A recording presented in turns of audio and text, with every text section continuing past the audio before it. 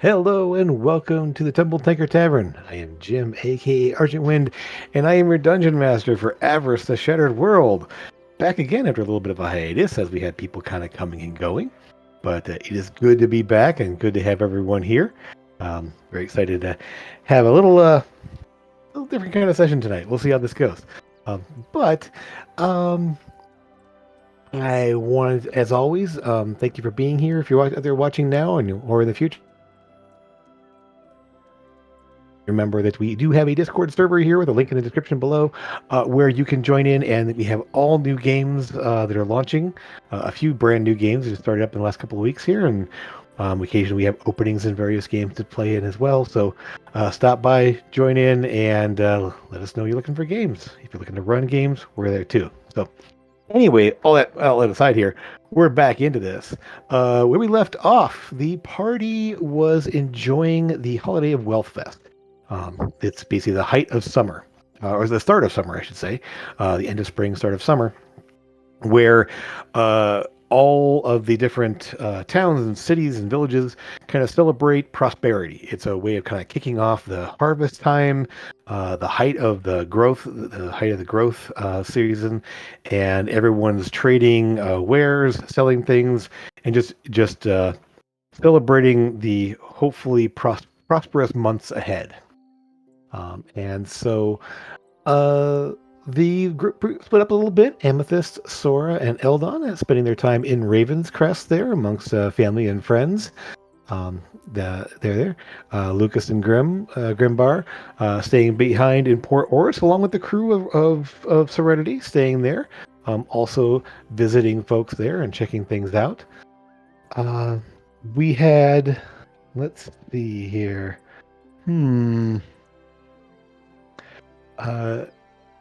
Yeah, it was mostly a time of celebration and checking out the different things happening, and then Lucas and Grim got stuck into a little issue of some gems being stolen.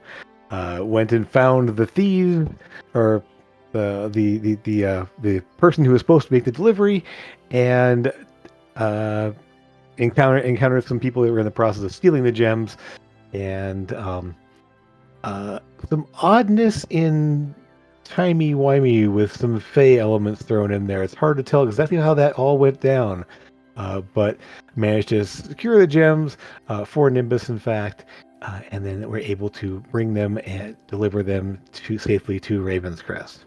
And that's where we're picking up, as the whole group is now here.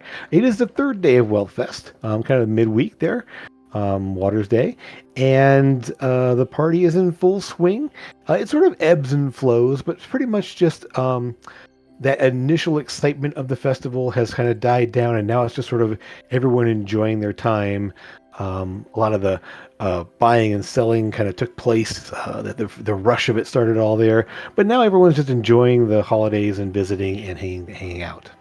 So here we pick up. We'll call it the late morning of Water's Day, midweek here, and you are all happen to be at the house. So what's the plan? What would you like to do today? Anything specific you want to check in with, or talk to folks, or see what the things pop up? Eldon's doing some working down in the shop. I'm just pouring over those notes, like recreating cleaner versions of the notes, because I kind of sketched it real quick down in the tune. So I'm kind of like going through and making a real proper journal of everything. You occasionally do have to pick out some glitter from your beard and your hair, yes.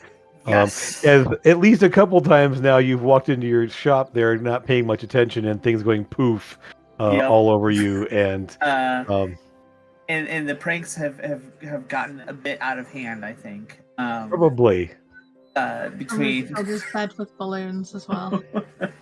Yep. Yeah, and I definitely retaliated with like water balloons. Never get a cat wet. Water balloons, glitter, like it's been a mess of for the last couple of days of just every single random opportunity. It's been bad. Absolutely. Imagine Iris at this point is having words with Eldon using finger shakes and whatnot. Absolutely, yeah. Eldon, you even read the riot act, and the other participants as well. Like, although it's a little more of a problem because Eldon's area is very well contained down in the basement. Everyone else is up in the house itself, so definitely not happy with having to clean things up every time. There's definitely A been some few like balloons and a bit of glitter is different than soaking wet beds. stink, soaking wet beds for sure, and like stink cloud stuff, like some skunk extract all over the place. Like it's been a crazy disaster of pranks for sure. Mm-hmm. So one thing, Eldon, kind of in that we'll call it the morning there, you actually get you are called down into the basement, and I'm going to move you to the basement there to see a little thing that's been going on down here. And if you go into the basement and scroll down a bit, you'll see what I'm talking about. Ooh, that's cool. So essentially, there is a whole little fungal garden set up there with just different size and a whole variety of colors of mushrooms. It's that musty, humid air, but it's definitely something that there. And Brevalor actually talks to you initially, and things are going well. I think that everything's fine. The mushrooms are coming in nicely. The other plants are as well are adjusting to the light and the conditions, and I think things are going well. This could not be more perfect. I love this so much. It is so very wonderful. I cannot believe the amount of work that you have got done. Yes. It's I just wanted to let you know, however, I'm actually going to be leaving soon. Oh. But things are going very well. Very well established at this point. But I need to go back home. I realize that after you've dealt with the young Teeth in issues there, I want to go back to my people and make sure there isn't any other influence taking place with their ilk. I think that there's a number of things that I can bring to them and help them with, and so I'm going to be my travels south and really see if I can turn things around there. With what they were doing, I want to make sure there's no influence of any sort of what they were doing. Yes. Well, thank you so much for all of your work. Of course. Very hard work. And Alon's going to reach into his bag of holding. He's going to pull out 50 gold. For traveling expenses, of course. Please be safe, as you do know it is very dangerous on the roads. Of course. But he sort of rubs his chest, kind of like, still aches occasionally. It's somewhat. Yes. But I did speak a bit with Dale. They are more than willing to continue in my absence there. If you are okay with that arrangement, they would be able to, if they could get access and work out there, they would be able to come down and tend to the plants and such. Yes, I can, in fact, go speak with them as well. Yes, that sounds wonderful. Thank you so much once again, even though I have already said this now 3 times. Yes. Thank you. Oh, 4 times now. Yes. So he will actually check in with everyone. They're letting you all know that yes, he is heading back home down to the Verdant Wilds, southwest of Gervon, kind of on the southwest border of Gervon there, and. Just take a second and stand in the middle of the mushroom little cave here and. Yep. Oh, it feels good. Varying varieties, some of which, most of which you recognize. A couple are a little bit odd variants of things, but there is obviously some of those are used for Mizium, as you pointed Yeah. out there, and a few other remedies and other things too. So, and Yes. then to the south is a little bit more odd plants, kind of heading down this hallway here. There are some just lots of plants like growing off of the walls and these little torches and sconces kind of lighting up the area down there. So it's all there's definitely sort of an underground grove happening here, whereas around the far side of this side over here is mostly just like storage and things that are kind of being kept out of the way down there. Sweet. And that is also the direction where there is the collapsed section of tunnel that was preventing it from gaining access to the house that way. Awesome. So, I'm just gonna take full inventory before I go back to work on the runes. sure. Jim, when he tells Lucas he's going, I will tell him I can take him most of the way there with a teleport. You basically, I'll just kind of move us over to the map here real quick. Here we go. So effectively, yeah, you'd be over here, and he's kind of from down this area over here. So you can get to Dravier over here, and then yeah, he's from down this little peninsula over here. If it's easier to get to Dravier from where we are, or Yeah, I mean, essentially, he would be either going to Shorehaven to get a ship, or over to Port Oruss to get a ship, and then coming down that way. So it'd be a little bit more of overland trekking, essentially from here over to here. But I mean, he'd be more than that would be fine as well. I can take him to Port Oruss if that's easier. I can just get a ship straight from there.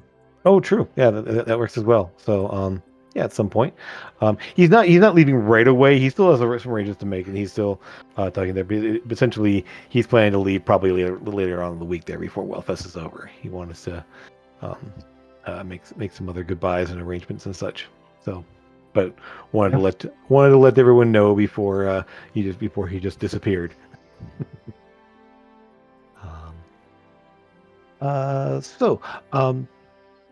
Beyond anything else someone wants to check in on or wants to inquire about or see what's happening with?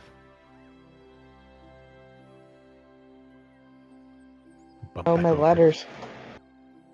Yes, your letters. So you get those sent off, no problem. I think you.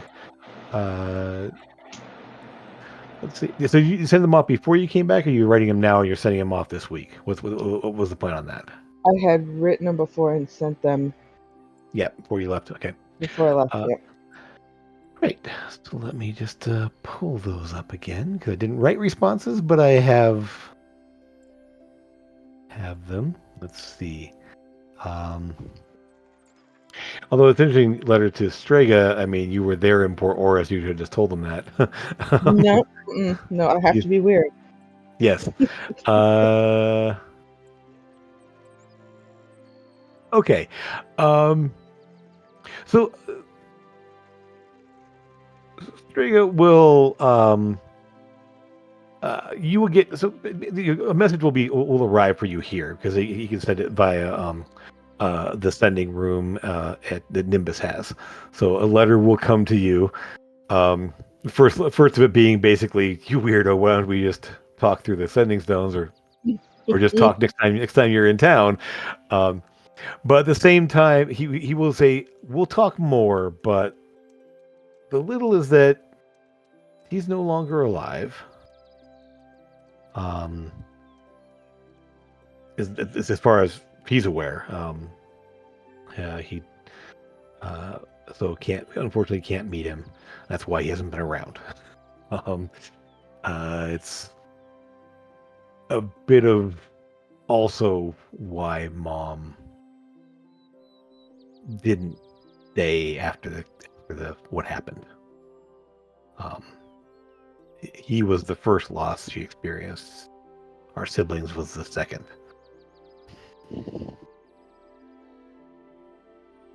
So, Okay. so, and Bahamut, huh? Okay. Yeah. Well, I'll need to hear Yeah. about that too. So, again, just not it's about like that. There's a couple answers. We'll talk more. I think he's effectively he doesn't remember much about him other than because he was still fairly. Um, he was young when it happened. You were like little. Like you probably that's why you don't really remember him at all because you were probably about 3 or 4 when it happened. Right. Okay. Yeah. Tundra, it will be that was a long one. That was a letter, so it might not have gotten to her just yet. Well, if you send it via the sending thing through at Port Oruss, it would have got to her almost immediately.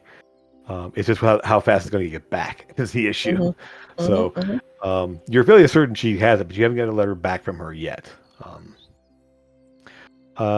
And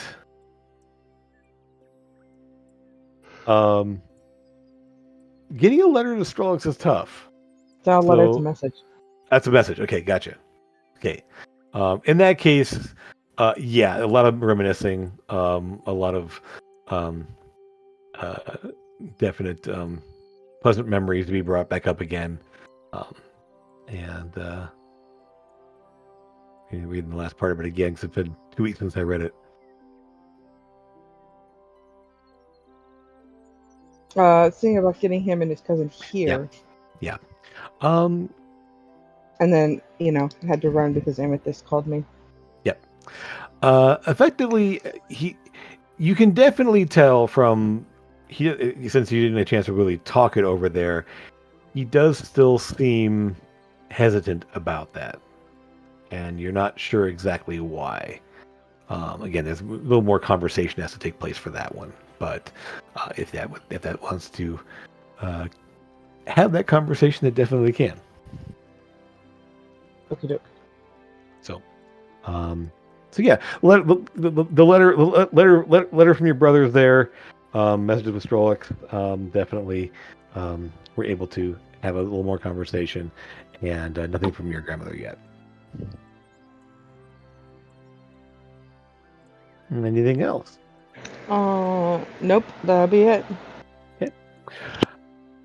I will say, Amethyst, that at some point probably in the maybe yesterday when things were just sort of like things were just happening, Ellie will take you out into the forest because she wants to show you something, and it will actually be a secondary balsa grove that's been planted and growing, and this one's it's weird because you don't recognize that it's a grove until the little details, because literally there's little saplings planted out in various places among other trees.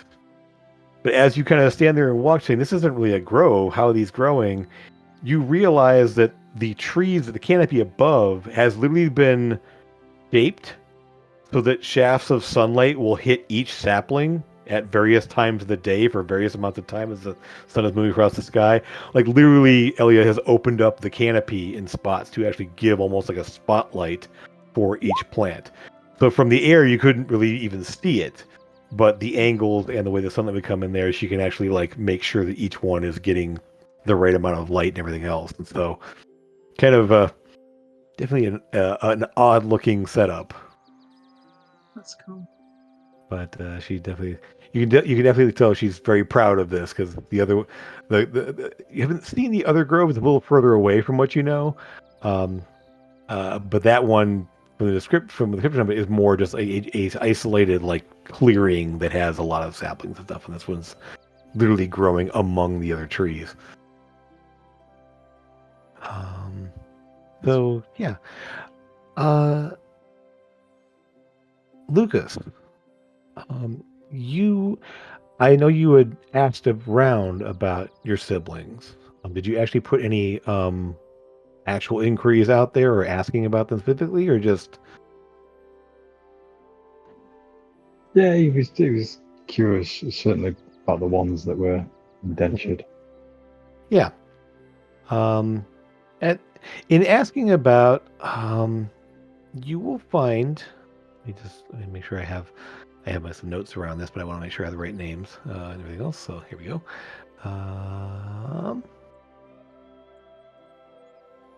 Come on, where do I have that? Too far.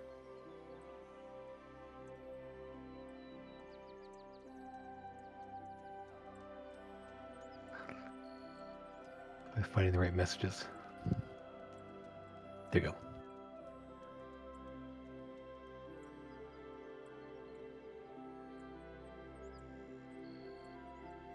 Okay, so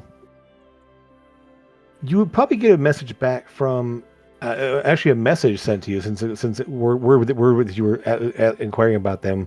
The one you would hear from would be Alice.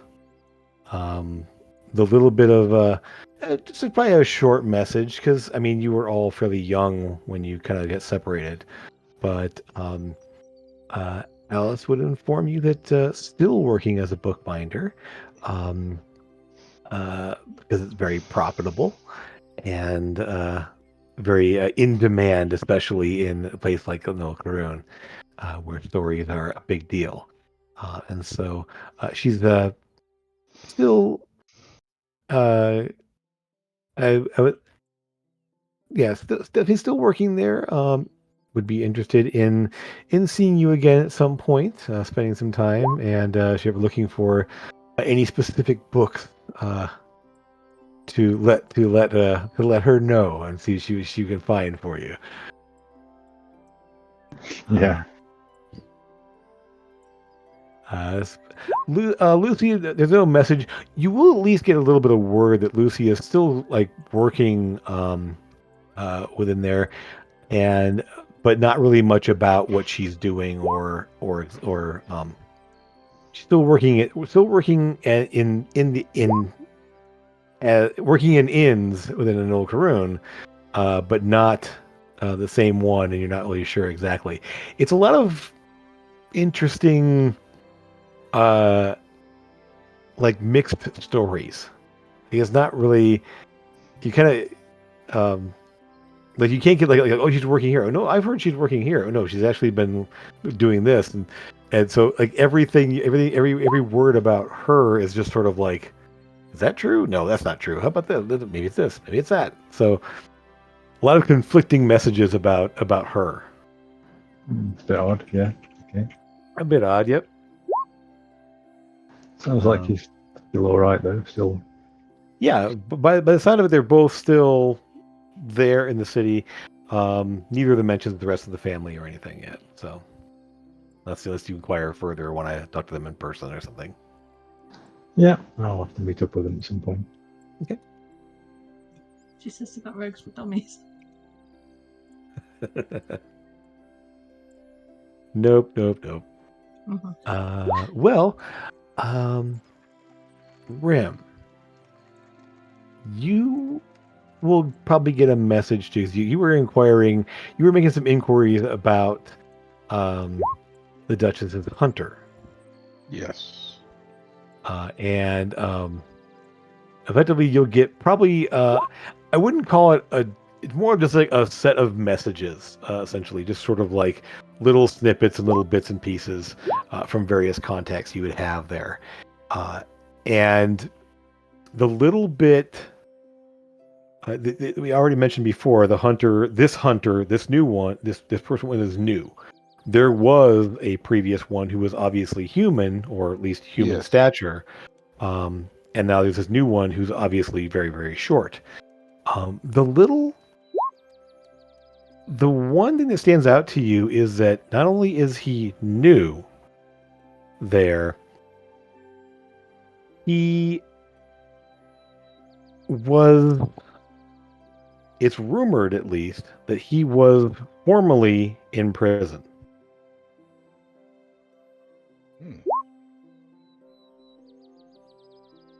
Maybe his body's off track. Formerly in prison. Mm-hmm. And basically this is sort of a way to get out potentially. It's almost like Slash be trapped forever. work release kind of thing, or yeah.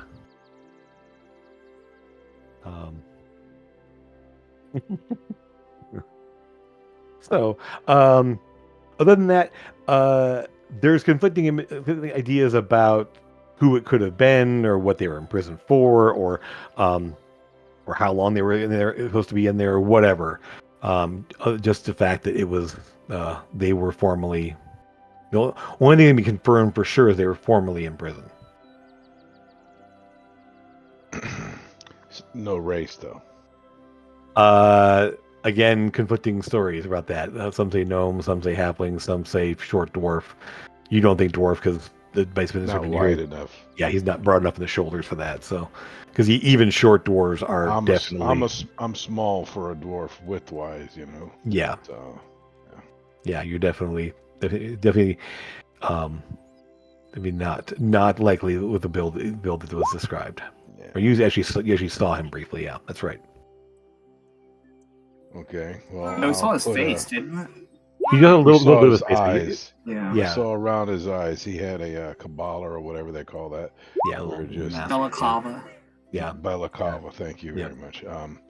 He had a balaclava, and all we seen was his eyes. It was light skinned. Nothing. Light skin, a bit of dark hair. Other than that, so definitely not. Didn't see scales. Didn't see anything to indicate anything. It wouldn't be any more of an odd race or anything. I'll spend some gold and see if I can. I'll spend some gold, and I don't know how R&R wanted to handle it, but I'll sit there and I'll try to make my own contacts and spend some gold and try to see if there's been any assassins or thieves recently released from prison or escaped from prison or something like that. And I'm not gonna get stupid with the amount of money, but I won't be nitpicky about it either. I'll make it worth their while for their silence. Okay, so once you're back in Port Oruss, you definitely can try to spend some money out there.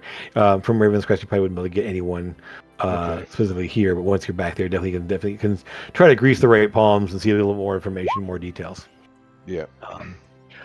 One other thing they will say is that the hunter, the previous hunter, definitely used a fairly elaborate crossbow. Was known for having used that. This new one, they're not really sure weapon wise. They haven't got a good look at what they're using, and they haven't really seen them in action yet. Okay. However, there was these guys did see them.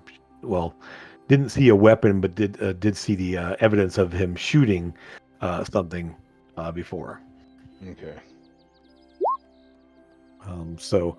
Yeah, that was a bit there where the previous one, it definitely is someone. They are firing weapons of some kind here, but there's also conflicting if they're using magic in some way. Okay.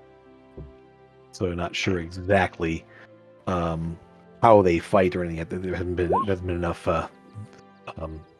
people seeing them actually in combat to know more about that yet. Yeah. Understood. He's only been around a month, so.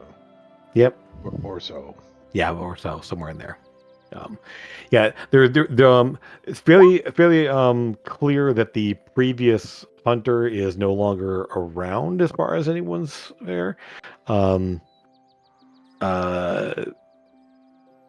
There's mixed messages whether they retired and went somewhere or they just got, or something else happened.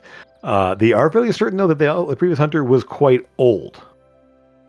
Quite old, really. Yes, the bit they could tell about him, he was definitely showing signs of aging, and so very likely a human or someone that would age reasonably. Okay. Okay. All right. And I'll let the party know about the about the job R&R wants us to do up around the copper cliffs.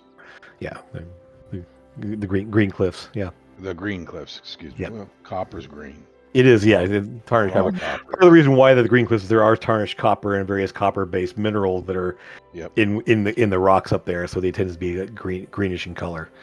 Maybe people from Coppervale call them the Copper Cliffs. You don't know. I mean, it isn't pure copper, but it's copper-based minerals and rocks that so. But yeah, that's so. The little you know about that job is that they're basically there's somebody's been hitting shipments. Pirates hitting the pirates. Yep, pirates hitting various shipments up in that area. Not a lot, but enough activity to be noticed, I would say. It's not like nothing's getting through, but there have been a number of ships hit targeted. Other than that, other news, other incidents of interest. Serenity is docked there as well, and you do know that the intent that they would actually be taking a shipment of balsa back over to Port Oruss to the shipyards there, and so they're intending to get that loaded up and get that sent off later on in the week. They got a couple of days to check things out here. And Amethyst, when you were at the lumber yard there meeting with Dennis, they were still in the process of kind of like bundling that all up and cutting things to length and getting that ready to go.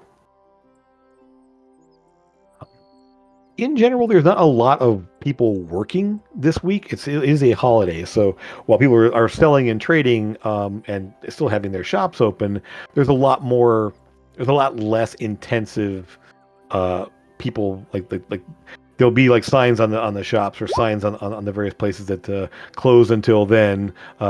Meet us on the square, or close until here. We're over at this gathering or whatever. There are a number of gatherings throughout town. People just kind of like just having people over to a lot of the little homesteads back up in the northwest of town here.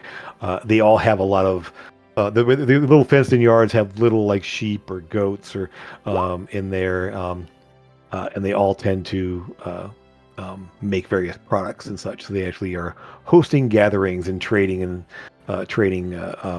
products that they've made with each other, essentially, having little parties and celebrations and such.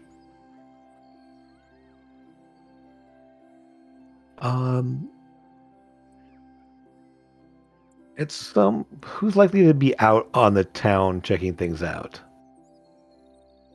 I think Sora and I are going to pay a visit to Mr. Monkeyface. Who? The monk over in River's Crest. In River's Crest. Oh, Olash. Okay. Yeah, Mr. Monkeyface is a human. What are you talking about? Yeah. The bad guy. That is now a good guy. The bad guy. He's not a good guy. He's just I mean, a good person. He's a neutral guy. He's literally neutral. a neutral. Neutral. Yeah. Okay, he's neutral now. Still Neither. probably a murderer, but anyway, carry on. This Yeah. Mr. Monk.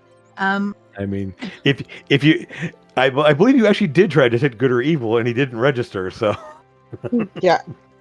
Doesn't mean he So- didn't kill people for somebody who was evil. But anyway, sure. And I yes, Do you want to absolutely. grab He Eldon maintains if the possible? balance. Was that sorry? Maybe grab Eldon?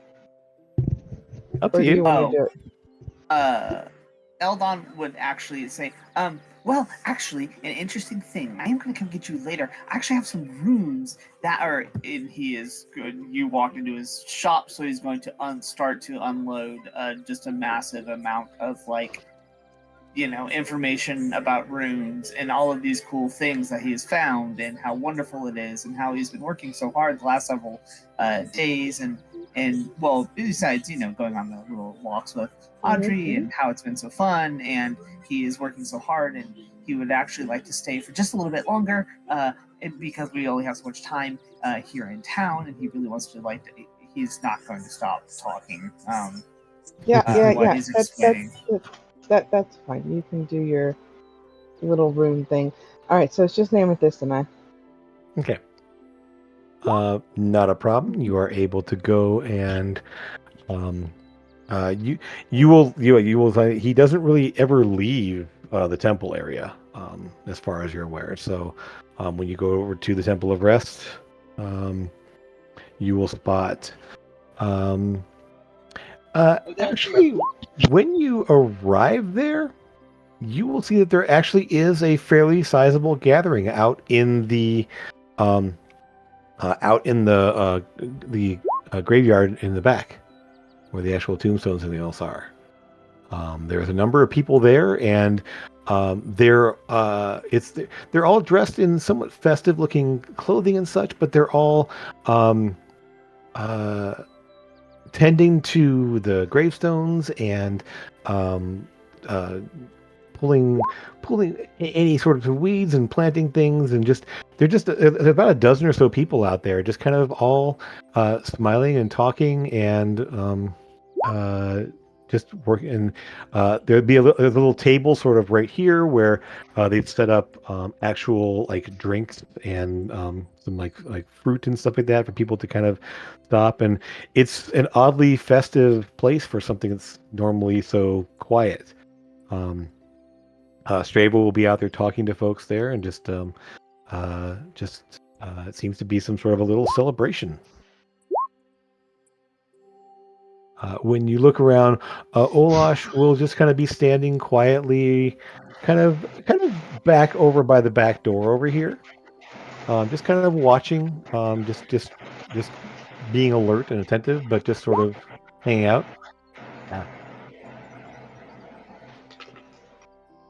All right. His name's Olaf. Olash. Olash. Okay. Yep. Call him Olaf, I dare you. No. Build a snowman.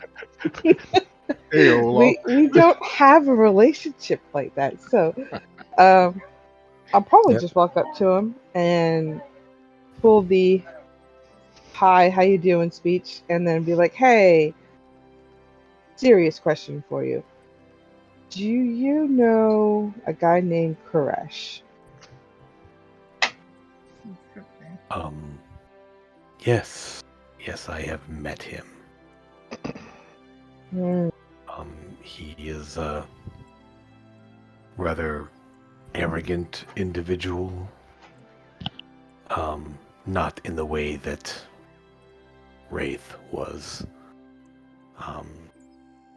He seemed very charismatic and more of a leader. Didn't run by intimidation, but more by bribes and persuasion, from what I could see.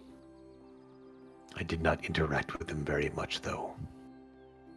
He and Do you know where Marva. he's from? My understanding that it is limited, unfortunately.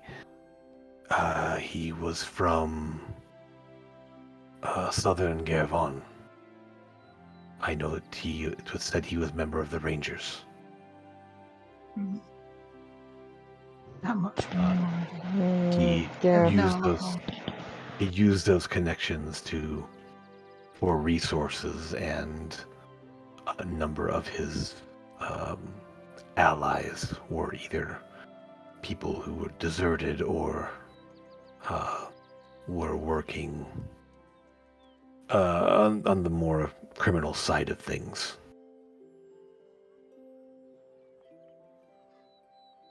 He stuck mostly. He was more. He spent most of his time out on the seas, on the ocean. He did have a ship. He did move up and down the coast. He transported. Well, he's the one who brought the goblins that ended up working for Wraith. Yeah. Some of them, not all of them. The ones that killed Daddy. Yeah, that's what we're after. If he's mostly out in the seas, though, I think that's where we'll find him, is out in the oceans. Was he I know that Wraith and the cleric both wanted to bring back the Dark King. Is that something that was in his interest also? I never got the impression he cared about that. It was more what could he get for himself in the moment. I did not have conversations with him, but what little I overheard when I was present at the discussions that were happening, it was more that things were happening and he wanted to come out on the right end of it. On the end of it that would help him the most. Mm-hmm.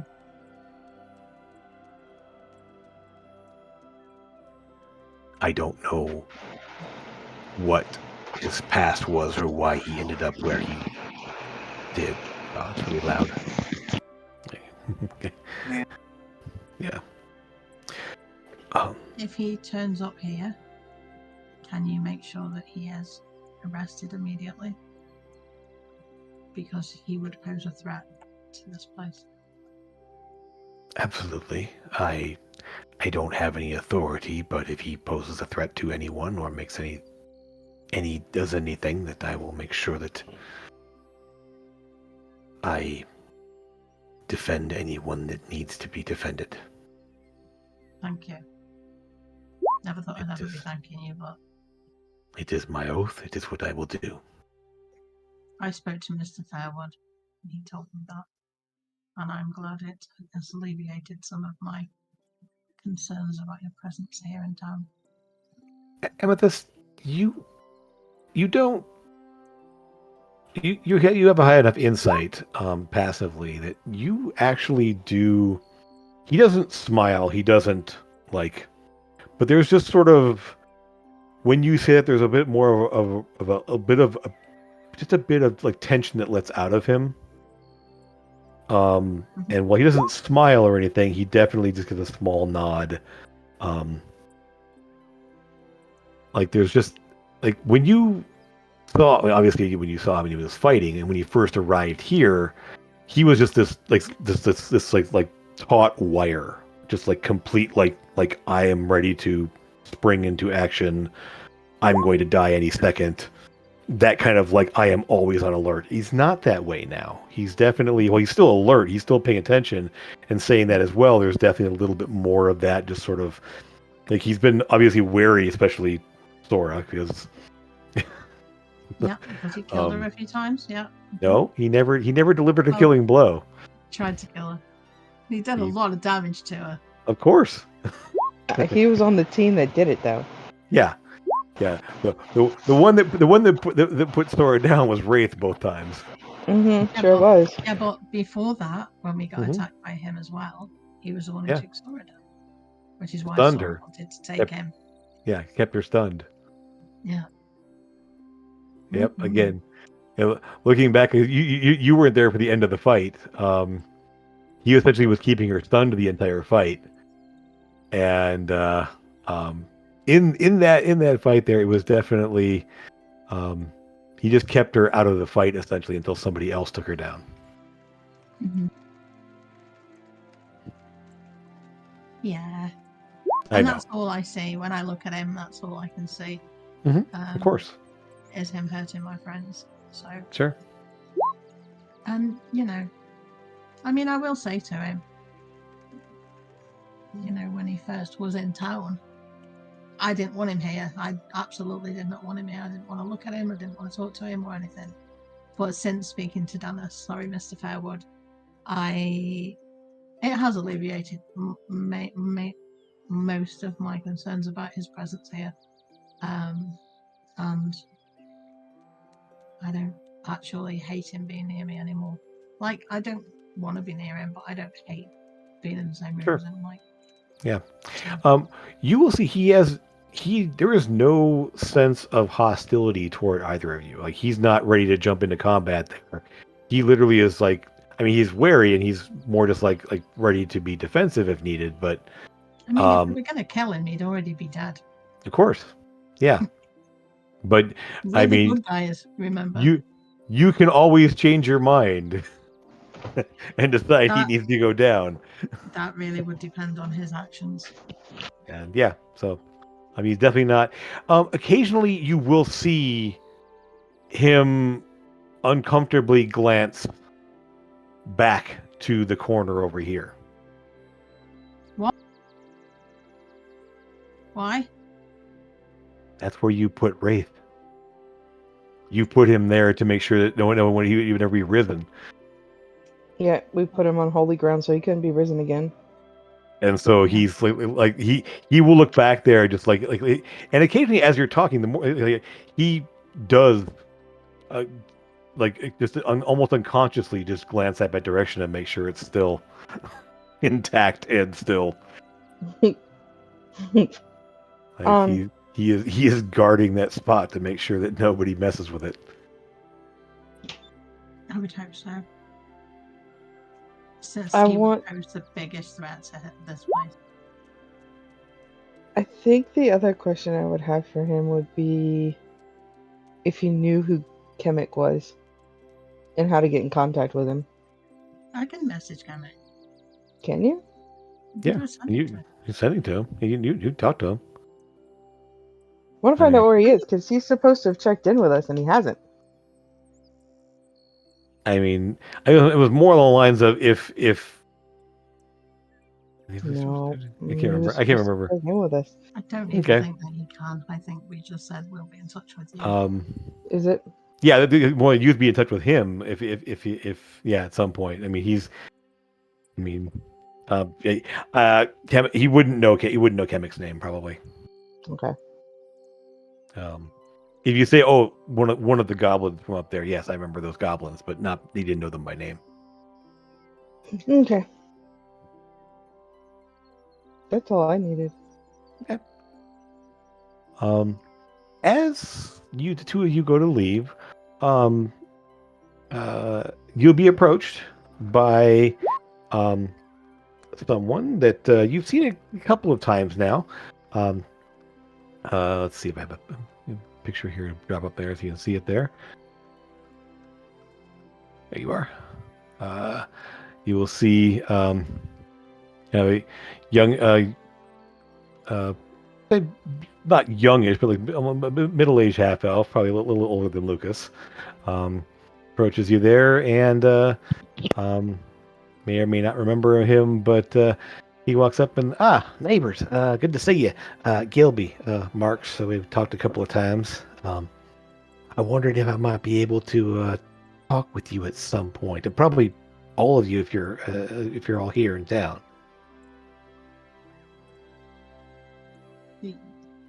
Yeah? Are we here? I mean, well, there's only two of you here Not in the all of graveyard. He approached you as you're kind of leaving leaving the graveyard. You go back toward your house. And there's only 3 of us in Raven's Crest. No, you're all there now. No, currently. they're all 5. Oh, yeah. The other 2 came over after they rescued that dude from the gem Yeah. force. And brought the gems cool. to the Nimbus. Yeah. So Mhm. at least for right now, we'll keep everyone there. They're temporarily. But right. So I really appreciate it. Something I need to look in. I've been looking into, and I could really use your help. And I think it's something you're going to be interested in checking in with as well. I know you've been back and forth a lot, so the fact that you're all here, it's probably the first time I really had a chance to come to you with this. And so, if that's okay, we can. You kind of is now a good time? I mean, can we? We can go back to our house if you want and talk to see if the others are about. Let's that would be good. You know this person, right? He's actually your neighbor. He lives right here. Okay. Or one of these little houses along the stretch over here. There, he's the one that told you about the basement, Yes. secret door. Mhm. I've seen him before. The secret and- tunnel. Yeah, your secret tunnel there. Secret tunnel. You do. The two of you do know. Well, I'm not sure if everyone in the party. I know not everyone in the party does, but you two definitely know that he did identify himself as a syndicate. Mhm. I remember that because I didn't trust him. Of course not. Because, Sora doesn't trust much of anybody. But, I didn't trust him Yeah. right off the bat. I mean, he just sort of like walks along. He walks along with you there. He kind of wave to folks there. You do know what you do know of him. Also, he does work down at the stables for Carbon. It's sort of as his day job kind of thing. So he actually lives in this little purple house right down here. So anyway, He was the one who told us where the zombies came from when we were getting rid of them. he out did. there. Yep, he let you know why there were zombies down, and why the tunnel was collapsed. Because would that happen? They're like, nope, this is bad. No. Yeah, he once he learned there, and that was around the time when he first came to town, which was about 6-7 years ago, roughly. As you chit chat, whatever, he keeps it very casual. Nothing. Just kind of waves to people, very friendly to folks there. People who wave back to him. He seems to be somewhat well known. And you're able to get back into the house there. And let's see, we'll cut to the house there. Where would you want to meet? In the dining room, parlor? What are you thinking? I was thinking the dining room so we can eat and talk and drink. Yeah, and sit around the table. Yeah. Is this around lunch? We'll say it's probably around lunch. Yeah, that makes sense. Okay, I'll come up for lunch. Okay. And just do this. We'll kind of put folks back in various places, and we'll just move them off the map there for now. Okay. So eventually, you guys kind of head into the little dining area there, and Avress will go and get everybody else as long as you're all there. So, is anyone intending to not go and speak with him?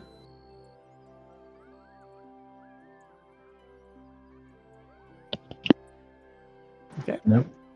I'll right. be there. I don't see my. Well, you can put your token out there if you want. I mean, it's just mostly I'll put you in there just so we have everybody. I still can't do it. I'm not smart enough to do it. Yeah, I'm not sure what that. We'll give it a try at some point there. Make it work. Because I know it will work. It's just a matter of there. So yeah. So Gilby's here. I just gonna leave him larger This picture is there. my first time meeting this fella. It is, yeah. And you guys said he's with the Island syndicate. I don't think he actually probably said that yet. Because I mean, this is you haven't. We recognized the colors or something. There was something on him that we recognized. We rolled really high for it. Or All right. Trevor And rolled that's right. really That's high for it. metagame. That's metagame. I didn't mean to say that because I probably wouldn't know that yet. He doesn't have any on him that says there. What he did before was he actually made the little syndicate sign there, and Trevor went, "Oh, okay," and sort of recognized it there. He doesn't make any weird signs there. Grim, give me an insight check because he doesn't come out and say anything about that. So I would tell Grimbar telepathically. He's Okay. one of your lot. Definitely. One of your lot. not Yeah. really. No. No, I mean he is the opposite really because he stops any thievery from happening around Ravenscroft, any smuggling and stuff. We gotta make a signal so you can tell me when you want to talk to me that way. No. Yeah, because otherwise, Gotta make some kind of signal. tap the head or something. I mean, I don't have to be. Blow me a kiss, wink at me, whatever it is. Wow. Throw something at your head. Yeah. Bonk. How would that be any different from any other time, Amethyst? So I've brought my work to the lunch table. sure. Oh, done. Of course you have. It's probably I did not have D&D Beyond booted up. I apologize. No Now problem. it is. It's fine. What did you want? Insight check? Insight check, yeah.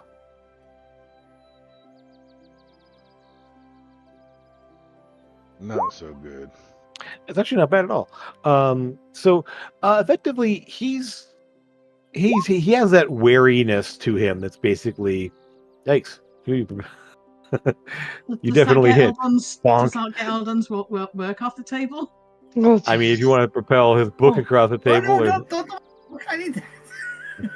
Just the Nope. paper, not the book. Just paper. Bring books to mealtime, Eldon. It's just on my section of the table. It's small. My books are small. We'll sit and talk and have dinner. you know enough that you enough recognize this guy, the way he sits, the way he kind of positions himself, and the way he kind of holds himself, and then he definitely has the look of someone who's a rogue, similar to you. Yeah, he has that sort of. You don't see any outward like obvious like He has signs, that symbols. esprit de corps. He's got the, Yeah. the debonair look of him. That's right. The roguish look. I understand. It's just it's not as attire, just more of that like that bearing and that just the way he's watching the exits, the way he's looking at each one of you in that appraising way. He does settle on you a bit more, just because there's almost this like flash of recognition of like, oh, okay. He doesn't make any gestures specifically. Actually, he probably will. And with a 15, you're going to spot this here. He will make a very subtle gesture with his hands, essentially just kind of almost like he's just kind of like doing this kind of thing. Not quite that obvious, but just sort of that little thing of like very subtle. It says effectively in thieves' camp, meaning we're okay. I'll return in kind or something like that, or Sure. just the slightest of the nod. Yeah, and just. And with that, it's like, so I understand. A lot's been going on, and you've been in and out of this place a lot, and I've been trying to find something out. Obviously, something very valuable was stolen from a temple, and the people that did it got in and out without anyone noticing, myself included, until it was discovered the thing was gone.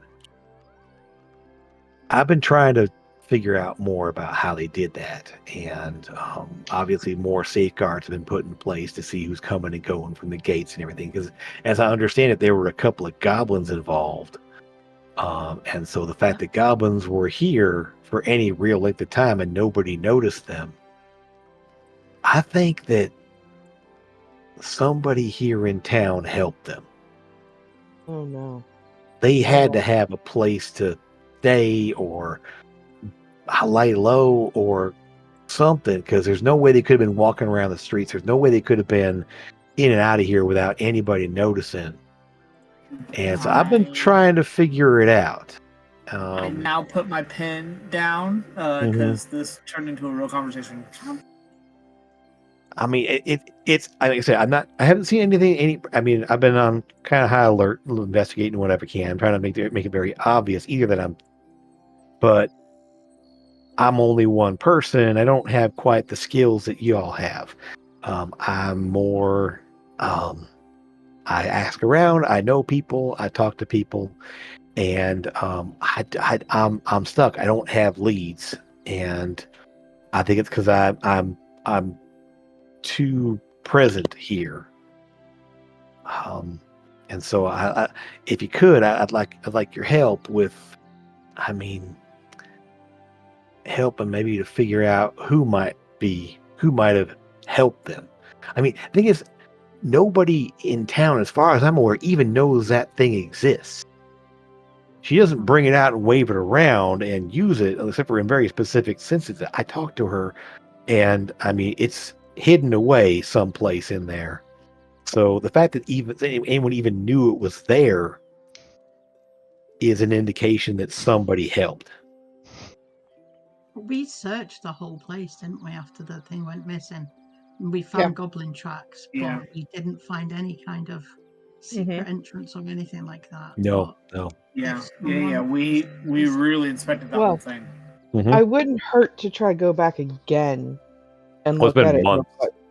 I know it has. Yeah. It doesn't mean like we have our skills have gotten better now, DM. Sure. We might be able to see something differently this time. Yeah, there's that too. They have sure. me. Yeah. One thing from your investigation in the past there, when it would happen there, is it was fairly clear that they got in and out. They didn't break in through like the window, or they didn't come in. They went in and out the main door, and it must have happened in the middle of the night. Because Which was the main door they went in? It wasn't magic they won't use to get in. I believe there was indications that the lock had been picked. Okay. Yeah. I saw that. Yeah, and same with the actual hiding place within in the altar itself. There was definitely signs the lock had been picked. And that one, Eldon, you remember that was extremely difficult lock. Yeah, it was like a 25 or something. Extremely difficult. 30, it's a 30 DC to yeah. It was a 25 just to find it, 30 to crack it. Right. Okay. Yeah, I remember that. So, so someone either let them know where to find it, or at least that something was there, something valuable was there. Now, you at the time were also any attempt to go after the skull. There wasn't any sign that they'd messed around with that, so they didn't look for that. We just assumed that whoever took it was working with Wraith. Right. Yeah, but Or maybe they are. Maybe they're. And the only person alive from Wraith's group is the monk and that archer. well, the monk wasn't here, so that was Wasn't here at Right. the time. Speaking of sneaking in, we did discuss with my second cousin twice removed, Nimbus, about like alarming the whole wall. Oh yeah, with like and all that kind of stuff like that. We did get all that stuff accomplished, right? Okay. Yeah, absolutely. Yeah, he's essentially he's helped put in security safeguards as well, and for a number of places around town. I mean, not just the church, not just the temple, but other places as well. Because nothing more suspicious than only alarming one place. Right. Yeah. Well, also because we talked about doing the whole wall, like it's the entire perimeter of the wall. Yeah, it's a little more than you can pull off there to the entire wall, but yeah, definitely. Yeah. It was essentially more sensors, more eyes on. Yeah, they're definitely beefing up security. This was this was months ago. Exactly. Yeah. It was. We talked about this like a year ago. And actually, strangely enough, part of what's the gem shipment that you guys brought was for Nimbus to continue doing upgrades on security and various things around town. So he's essentially okay. So effectively, he's run out of gems because he's done so many things around town with Manatech items that he needed more. So that shipment was to help with that effort of continuing to upgrade security and conveniences and such around town. I mean, I said I can pretty much rule out a number of people. They just don't have opportunity, motive, whatever. I'm really, again, I mean, there haven't been any other suspicious comings and goings that would correspond with that theft. I know a lot of things have happened since then because a lot of the advances that have been going on here is in sort of thanks to your influence, and he kind of gestures mostly to Sora and then the rest of you as well. How long ago was it? A year and 6 months or so. No, let me see. Months, yeah, definitely months. Jim, we got here and immediately said this town isn't defended well enough, and immediately started cooking into the way on how to fix it. Game time wise, you've been together about 6 months. Okay, game time. So I think it was about 2.5, 3 months ago. This would have happened somewhere in there because you've done a lot since then. A lot of traveling, a lot going on there. So I could put the calendar and see. So, do you have in your mind a sense of who you think it might have been? I really don't. I mean, it's like, who are your top 5 suspects, possibly?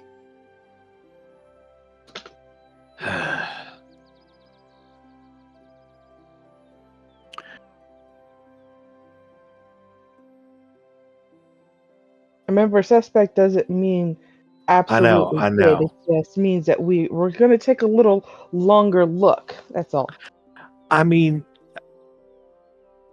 a while ago, I would have said your one of your crew members, considering I was the one who caught her thieving in the first place. Um, that was quite a while ago, and she sort of took on a new job at the urging of myself and some other folks here. Um, We didn't have a crew at that time, did we? Because we didn't have a ship. no, your crew now, one of your current crewmates, Not but current one. yeah, Which one? Audrey. Audrey. Audrey, yeah. Part of the reason Audrey was working the job she was working is because she got caught stealing and ended up like having to do like, no, you're going to be doing these jobs here and working off that. So Really? That's my girl. Yep. Like, we could still, though, like, talk to John. No, never mind. Just keep going. No, I mean, like I said, but I mean, she hasn't been here. She's, and frankly, I mean, I know people who steal for fun or steal for profit, and she was definitely No. Yeah, That's I mean, shameful. Absolutely shameful. I mean, they're stealing for fun and profit, and they're stealing for somebody who wants to do something terrible. She's not in that category. No, I wouldn't put her in that category either. Imposter. But she might know some people who are in that category. I mean, it's possible. I mean, we really don't have a lot of shady people in this town. That's why I kind of, when people new come to town, I'm always more on alert. I mean, most people have been here for years at this point, and to suddenly, I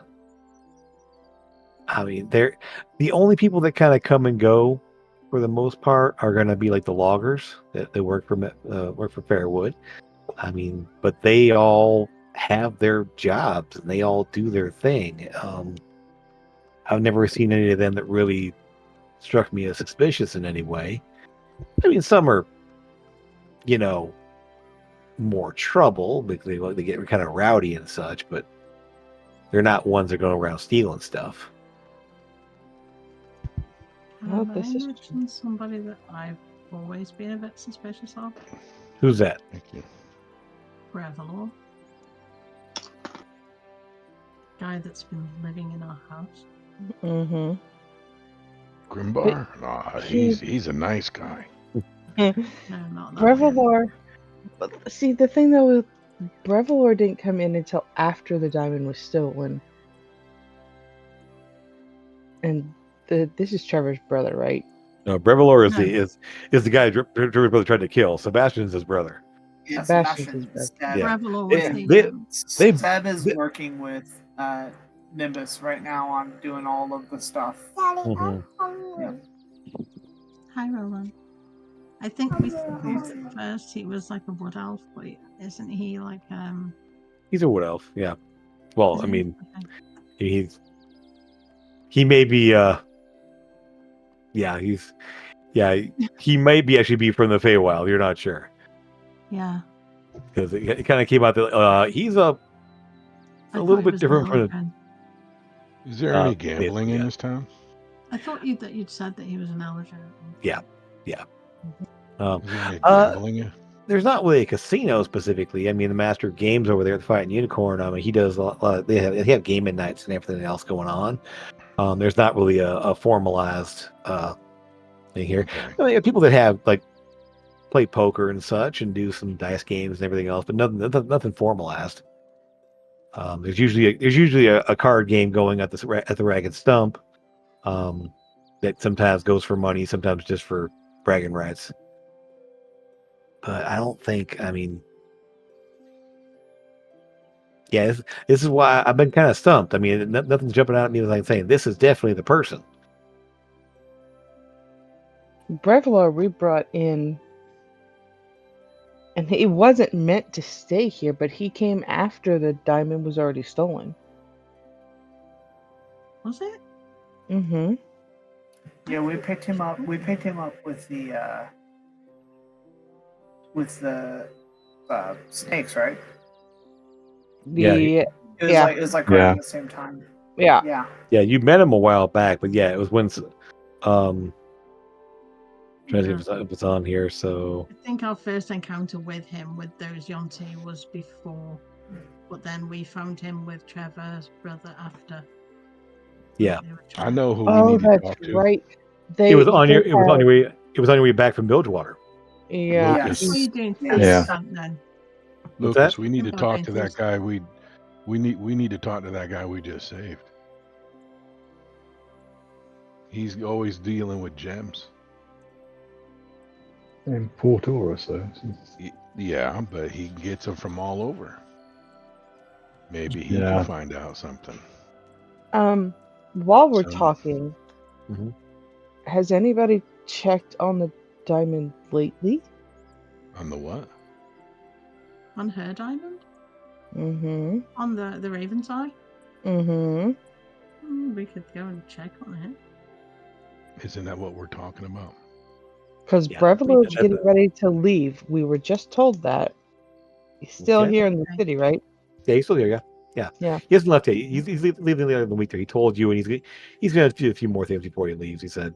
Mm-hmm.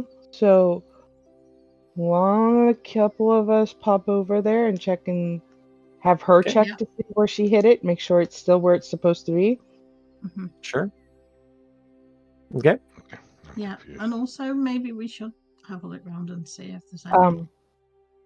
So Grimbar, because you're new, there's a diamond in town who we were trusting and keeping in place, and it's hidden.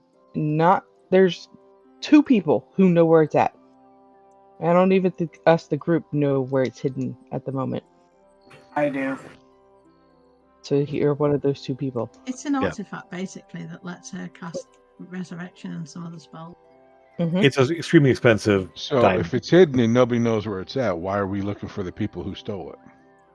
Well, because Because it got stolen by Wraith's group, but now he's Yeah. telling us that he believes that Wraith's group has help There's from right. somebody in town, and if somebody in town was helping him, they were a potential threat and could do the same again. So we need to make sure it's okay, and especially if it has anything to do with Brevelo and he's getting ready to leave, we'd like to make sure that they are definitely secure and that is still the Raven's Eye is still in place. Mhm. Okay. the Um, paranoia of Sora is coming back out. Of course, yeah. I've never trusted Brevelo because he was with a bunch of Yonti, and I know that he isn't Yonti, but the fact that he was there, Well, he was taking care of the animals and all of that. But he was like hurt. He's the one. He Yeah, also was the one that warned you about them in the first place because he left them when he found out what they were doing. yeah, Yes. and he was like near death too. or they beat him up and sent him here to keep an eye on us and let them know about what's going on here. We don't know. It might have been planted here by them. Amethyst paranoia is starting to that come through. happening. Yeah, and this Yeah. paranoia is legendary at this point because it's like, yeah, Eldon is the best at insight, as we all know. So Yeah. But like, Yeah. I think Eldon and one other person should go with and find out if that diamond's still secure and still where it needs to be. We should take Grimbar so we can check for like secret doors and stuff like that in the temple. Sure. In case Sure, there's have- anything out. Eldon is going to huff and go put his books downstairs in Sure. his safe. Downstairs. Don't you huff at me. Iris will appreciate you putting your things away. I bet. After all the mess that you've created the last couple of weeks, I'm pretty sure that she's very excited you're putting your own stuff away. I'm gonna My put, workshop I'm is gonna put- immaculate. I don't know what you're talking about. I'm gonna put Because a What? piece you of cleaned it card. up. I'm gonna put a piece of card on the wall. And I'm gonna write Eldon's name on it, and I'm gonna put a little star on there. for him to know that's the way. Why are you looking for secret doors? We're not looking for secret doors. in the temple. Just in case it's anything. Amethyst said. Why though? Why are you looking? Just well, I know that they went in the main door and everything, but just in Exactly, case it's yeah. another way in and out. Why, you got something to hide, Lucas? Right. No, but we know we went. We know they went in the main door. Well, that So- doesn't mean that the Brevillor has been here for months, unsupervised. Mhm. It's possible he has made himself a little cubby hole to get through. If Is he's he the one an that's doing it. engineer? I don't know what it is. He's a sorcerer with a plant-based benefit. So, a sorcerer Rock the mud, slash mud the sorcerer rock. slash herbalist. Yeah. Yeah. Yeah. Did Brevillor come before or after the gem was stolen? I can't remember. I think it's after because you were on your way back from. Well, you met him before, but because you met him on your first trip back from Port Oruss because he was at the rest stop there when you guys ran into that problem there. Then you were on your way back from Bilgewater, and spotted basically someone hunting down like somebody injured on the road and somebody stalking them, and it ended up being Trevor's brother who was trying to kill him. The first time Thor jumped off the ship. Mm-hmm. Yeah. So yeah, so basically he didn't arrive here till after the gem was stolen, so he couldn't have had anything to do with hiding the goblins that stole the gem. Give me just a second, guys. I'm sorry. No worries, yeah.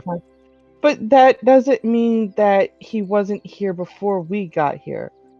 Like, the gem was stolen roughly around the same time that we entered into town.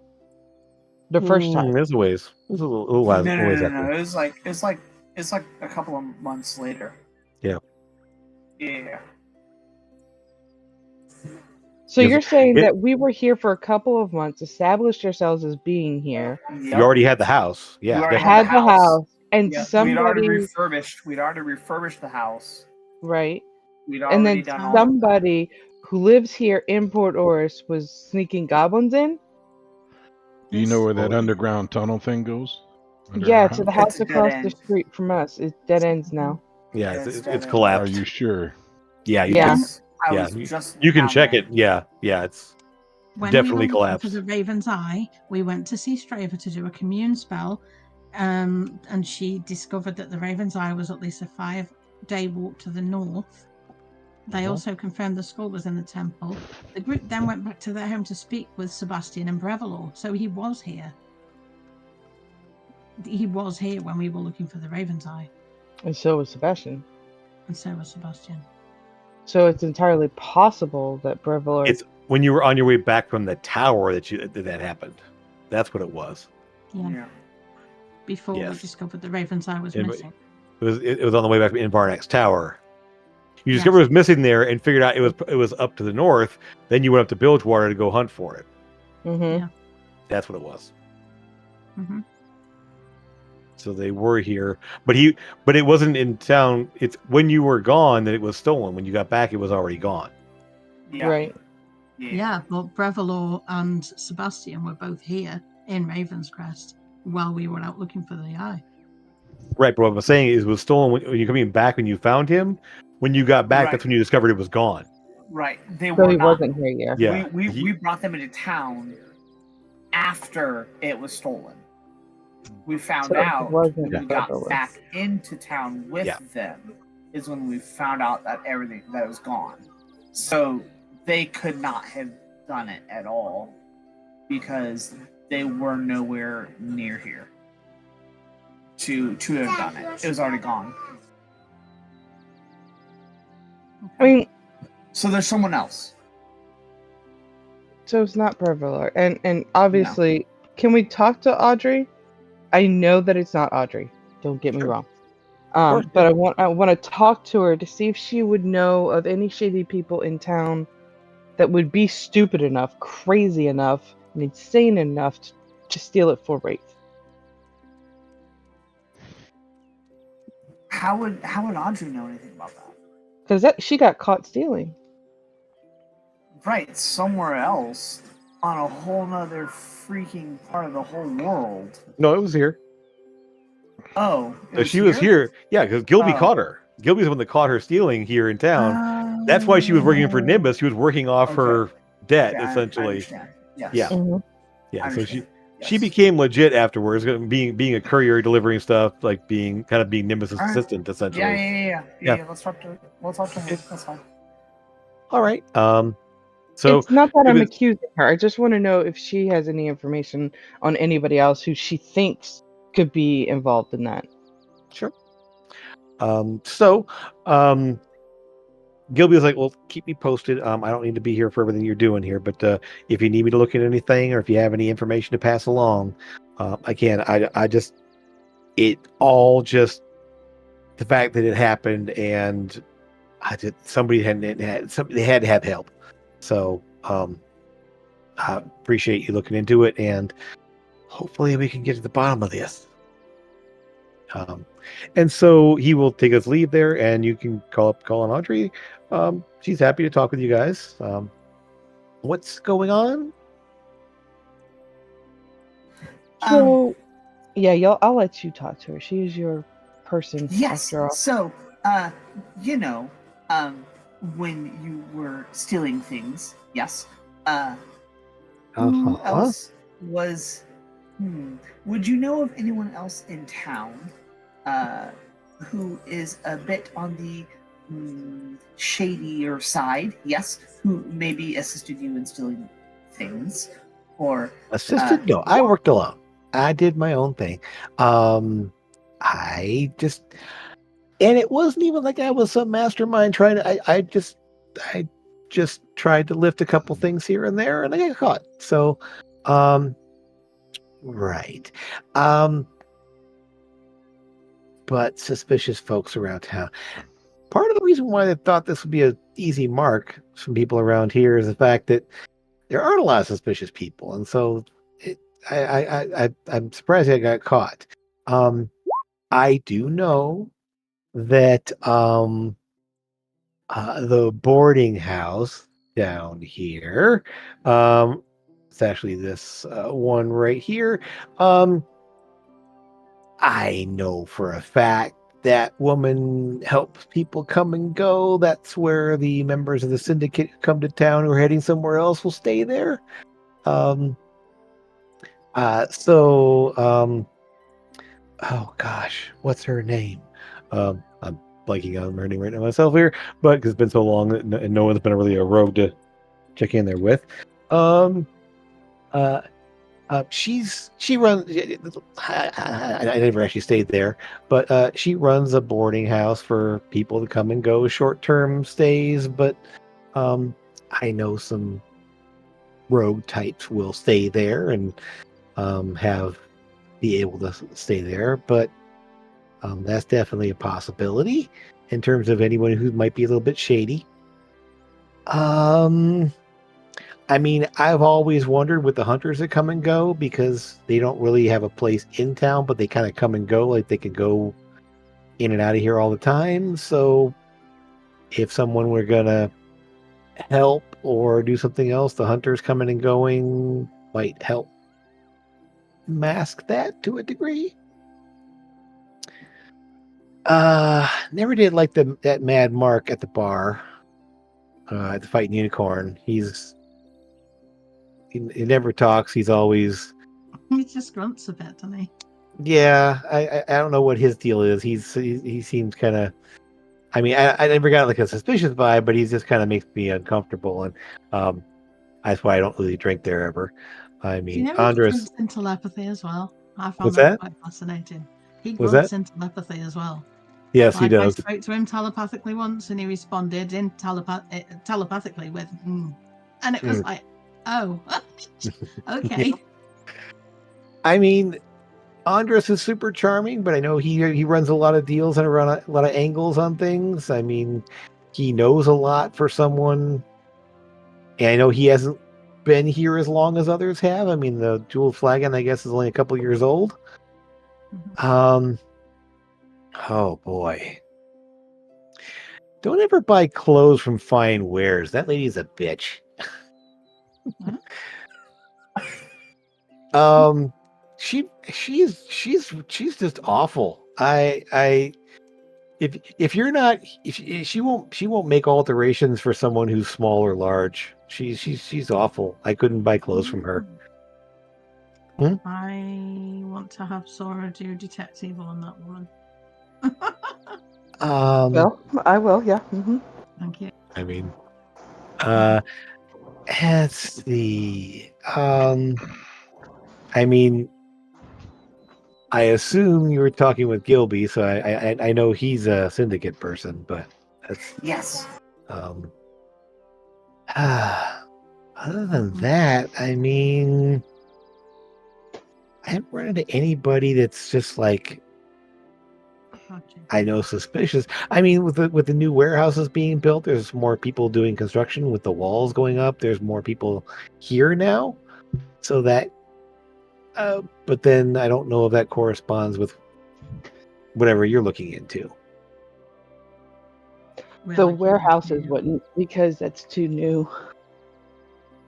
Okay, It's something right. that happened a few months back. Oh, but okay. We're just discovering new information about it, and that somebody here in town may have helped. I mean, really, I mean that. I mean that Dale person I know is kind of suspicious, but I think I think I understand why. Are they? I don't know that they're suspicious. Just different.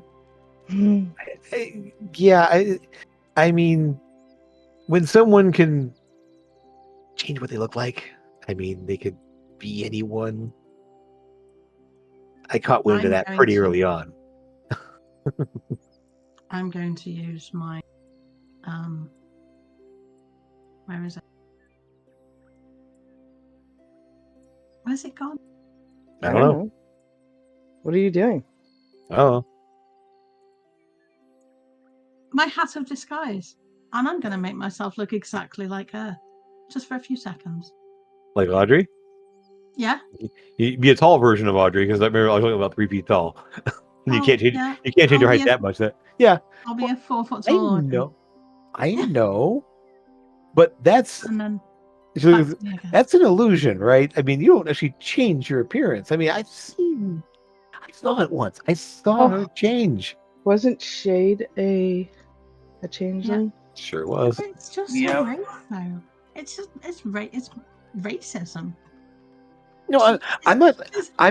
I just mean that someone that can do that is potentially probably intimidated by somebody who could drink a gallon of ale in a setting. You know, I can't do that. Hey, oi, oi. Each to their own. I'm just saying, if someone's having opportunity to do something, I'm not saying that. I mean, I haven't dealt with Dale a lot. I mean, they're very quiet and keep to themselves, but it's just one of those things of if you're talking about someone who has abilities to do things, that's what I'm going for here. Not that I mean, they seem very, very nice. I've never gotten anything from them about them being bad, but we will need to have a chat with them anyway if they're going to be coming into the house regularly. Yes, and I was actually potentially going to have them assist me with a small, actually large project of upkeep of the Ooh, Audrey, you have not actually seen. I have accomplished a very wonderful thing with the assistance of an individual to create a mushroom garden underground. It is, in fact, very beautiful. I'll have to show you the fluorescent shrooms. Yes. Okay, sure. Like she's sort of like wrinkled a little bit, like I don't like mushrooms. But I mean, I don't. Eldon did not pick up on that. It tastes gross. Social cues. Oh yeah. Yeah, exactly. It's sort of like oh great. Go ahead. Is Gilby still with us? No, he left. He left at that point. So, you know where he's like if you need to talk to him. So he did say if you need him for anything else, he'll either be at his house or at probably the stables, one of the two. Might be around the square, but it's festival. Yeah. So sitting indoors eating food when there's all carnival food out there. I mean. Mm-hmm. Yeah, I think walking around doing detect evil and good would be a good thing. But now that lets you detect actual like fiends, phase. It doesn't tell you someone's alignment anymore. Yeah. Correct. Right. Okay. Okay. In going around, you don't pick up anything. You get, I mean, if you pass, sorry. Go It ahead. does tell me about places or objects that are magically consecrated or desecrated, Okay. which Like, obviously we know going anywhere near the temple would be yeah. blinding. The two places that are definitely consecrated are the temple of rest and the shrine of light down here. Those are the two spots. They're definitely going to be consecrated. Yeah, the Mhm. Shrine of Light is where I got the guiding bolt spell Yeah. plate. Well, that was in Port Oruss, I think. There, because they're just a little temple. Oh yeah. Okay. Yeah, they're literally just a little shrine. It's the gnome and the furbolg that work there, and now Gethronosh, the gold dragonborn, that stays around there now too. Oh, he's hanging around. Cool. Yep, yeah, it's a. I would have thought he moved on by now. Actually, you notice that he and the furbolg are hanging around a lot together. Are they dating? That's word around town. Oh, so cute. Wait, who's dating the purple? The Dragonborn, the gold one. The gold dragonborn. The other paladin that showed up and sort of was like, "Oh no, No. he's Ask the DM suspicious." for something, and then all of a sudden, the very next episode, he shows up. Nope. Mm-mm. That's Paladin of suspicious. Bahamut, and you're suspicious of him. Yeah, exactly. Yep. Yeah. More suspicious of the And DM he's than I dating am a of male him. purple. Seems to be. Yep. Mhm. Aw. They have been seen around a number of times, and kind of the word is that yes, that seems to be a thing, which Audrey is very happy about because Audrey's friends with the furbolg. Oh. Adorable. Yep. We're gonna have to, if it keeps up at this rate, we're gonna have to have like a pride festival in this town. Well, Because that's like 3 gay couples so far. well, Gethronosh and that's she's female. Yeah. The furbolg is. And then the Dragonborn is male.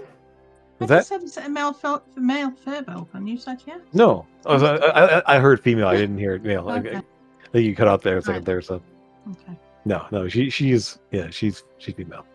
I still got on pride party. I mean, yeah, they're still Nothing stopping us from doing that. absolutely. I mean, there are a number of them around. Number of Oh, couples. did the mayor ever go down to the queen? Down on the queen? The What? mayor, I was going to ask Go the same down. thing. Is that Down any of our to- business? To the, But if he wants The Duchess. advice, I'll give him advice. The mayor's Yeah. has not met with the Duchess. No. No. wasn't he supposed to? No, the mayor. You're Mayor's thinking still of the mayor.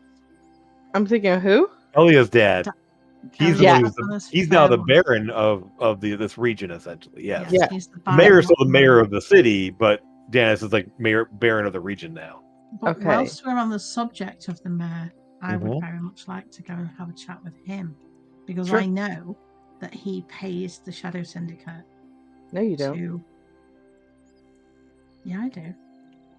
When we were doing that, I was the only one that went and did that. I thought you told us that happened. I would not have told you that part. He asked me not to tell anybody of that part. Okay.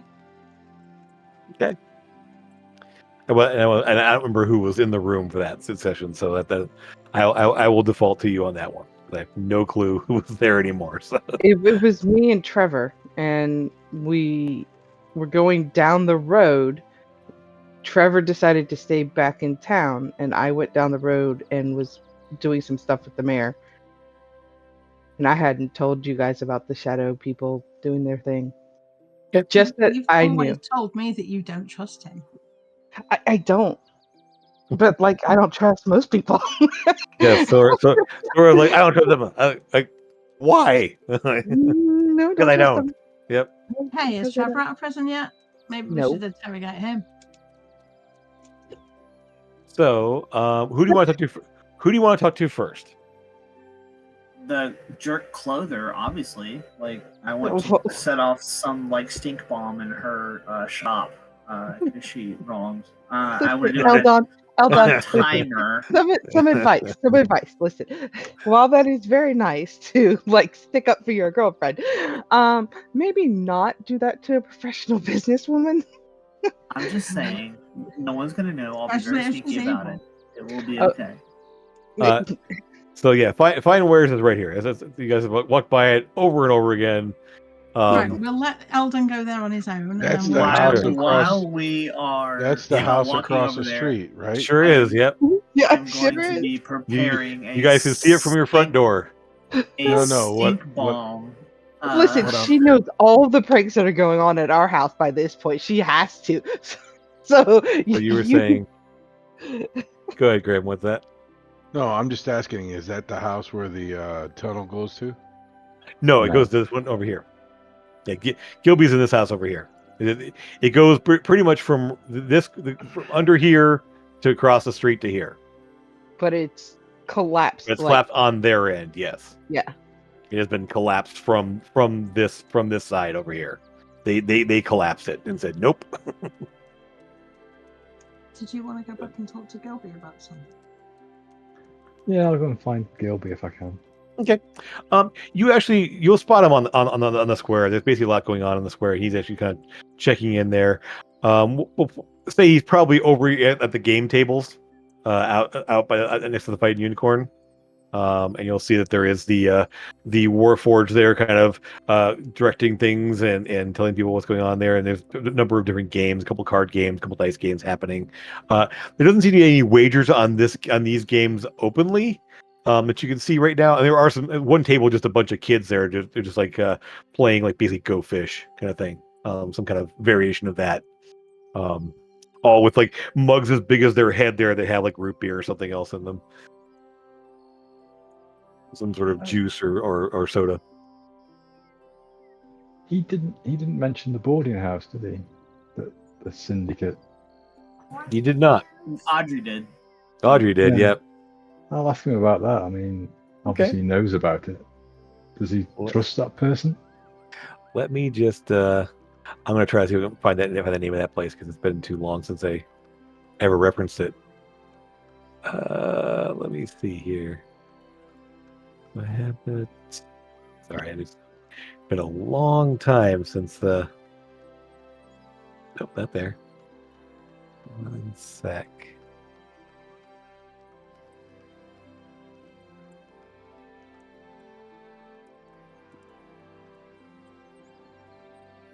Oh my gosh, sorry. I've just been trying to find there.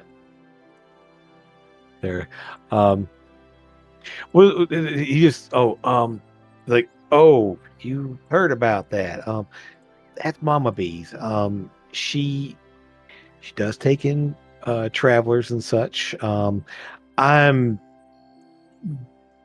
certain that she wouldn't be involved in harboring anyone that would have been part of that. She keeps very close tabs on who stays in the boarding house, and she sort of has a special bookkeeping for those that are members. He kind of points to himself, and who are just travelers.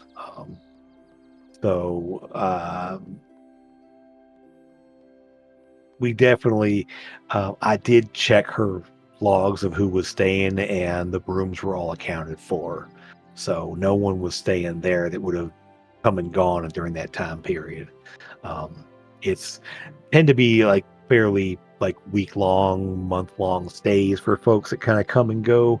But yeah, I checked the logs on that one right away because that's something that I can rule that out pretty quickly because again, she does keep really tight control over who stays and who comes and goes from there. But it is a good thought. I didn't bring it up because I didn't know if y'all even knew about that for the most part, and so I don't want to just give that away as something that but it is, yeah, I can definitely I should have said something about that obviously because you're investigating now, but no, I can definitely rule that out. While I'm walking over to look around the clother, I want to make a stink bomb that will go off on a small timer. So like I don't want Sure. like one giant explosion of fart gas. I want like little splurts that's just like a really nasty smell. Sure. That's just Okay, really, yes. really gross. You have your tinkering. Yeah. Just definitely. fall over there real quickly. You know, Sure. it's put together right away. Sure. Anything else, Lucas? Yeah, I'll ask him if someone needed money, who would they go to in town? I mean, we don't really have a specific money lender. I think I know.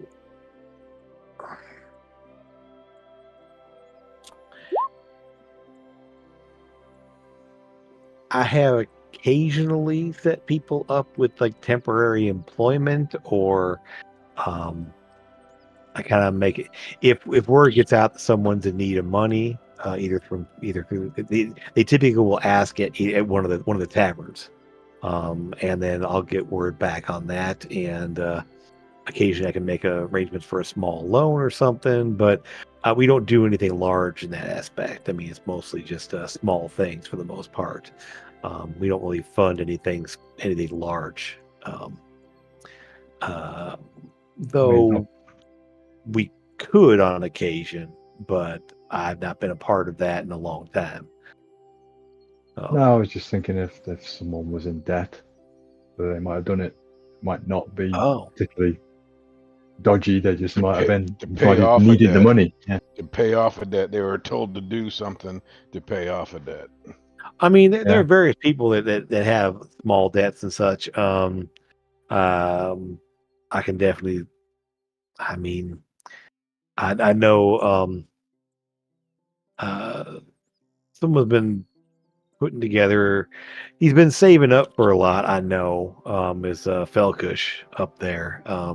He's been trying to get himself his own little farm on the outside. He actually wants to raise oxen, and so he's been saving up money. But I don't think he's actually he hasn't come to me for anything in terms of money. But is he somebody you think is capable of doing something like that? Skill wise? No, God. That man couldn't sneak into a house if his life depended on it. I mean, he's bigger than the doors in most places. Yeah, he wouldn't be someone that could actually break in somewhere without being noticed. But we're really only looking for someone who put the goblins up and hid them. True. They did the actual theft, we believe. Yeah, I mean, he's staying. He lives in one of the little cottages over here. I think this one right here is the one he's in. And then right over here, this is where the ox. They kind of had the ox pens right over here that take. Yeah, he stays in this little place here. It was his mom's who passed away a while ago, and he's been living there since. But I mean, it's a really small place for someone like his size. As I understand it, he wants to get one of the farmsteads out to the east and start raising oxen and such.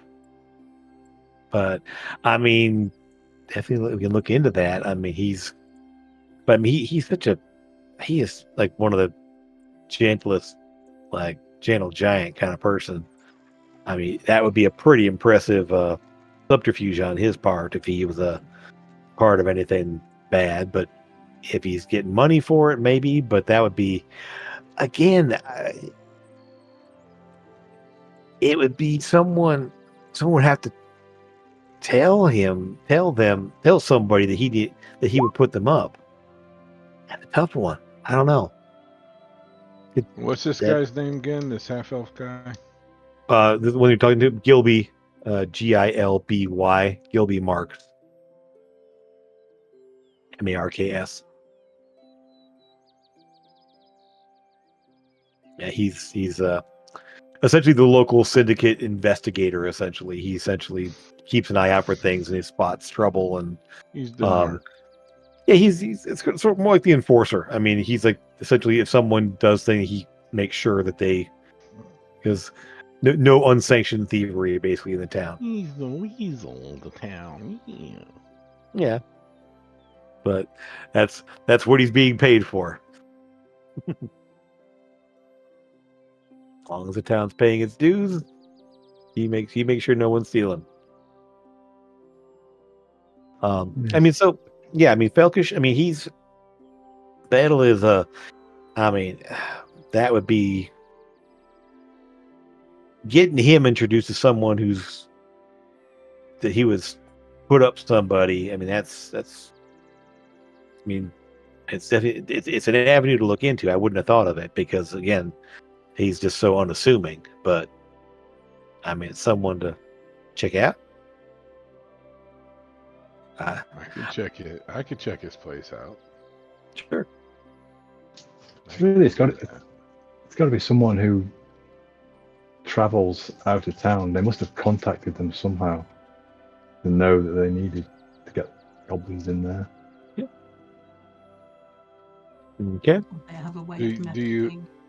Do you have Teamsters that come into town on a regular basis? I mean, people do wagon trains That's- coming into town. Yeah, Yeah. that's the wagon. That's the wagon train. Yeah. Well, they actually put the wagon road on the outside of the wall here on the south, and then all these new warehouses are being built up in this part of the town. So essentially, rather than running the wagons through the middle of town, they're running them along the outer wall and then coming in through the side to the east entrance to kind of make deliveries to warehouses and such. Well, that would put him. That would put that big oxen guy in the perfect place right now Well, to he store people. that is possible. You're right. I mean, he's out of town a lot. He actually runs the wagon train for the logging. He's kind of the ox keeper essentially. So he actually works for Fairwood for the most part. I mean, he's in and out of town all the time with the logging wagons. Okay. You actually did spot him on the wagons heading south when you were He's traveling. that big of a guy. Yeah, he's a big dude. Think Andre the Giant, but cut. less of a gut on him, but that size of like huge dude. Yeah. Okay. I'm not sure how we can pick up any trace of the goblins after so much time has passed. What about if somebody isn't actually leaving town? What if they're making contact with somebody about goblins? Which, let's face it, was probably that guy who had the goblins. What if we speak to the lady at the post office? I believe Sora knows her. And see if anybody's She's in contacted Port Oruss. him. Is she? Yeah. Mhm. Yeah. Oh, Dimensions Unlimited. It's just down the street from just down the street from. It's actually fairly close to the Ivory Lyceum and the Mystic Menagerie, on the same street. right. Okay, that's my mistake. No problem. That's I mean, trying to keep it all straight. Eldon. So go ahead, Lucas. Just can you say Yeah. quickly, why don't we contact our goblin friend and see if he knows anything about the contacting? I was talking about messaging kind of earlier. Yeah. Right. So, figure out what you want to say there. Eldon. Yes. Okay. So You head into Fine Wares, Wears, and essentially there is a very, very nicely scrolled a sign above the door. Right here is a little pathway off into this little setup there, and it has the house is very worn. It's very intact, obviously, but it's been here a long time. It's a very old looking house. It seems to be probably one of the older buildings in town. In fact, the scroll work on the sign definitely has intricate like script in common, but there are little elvish runes around the outside there, little like vine work around there. Very fancy looking sign there. Also a bit worn, like it's been up there for a while in the sun and everything else.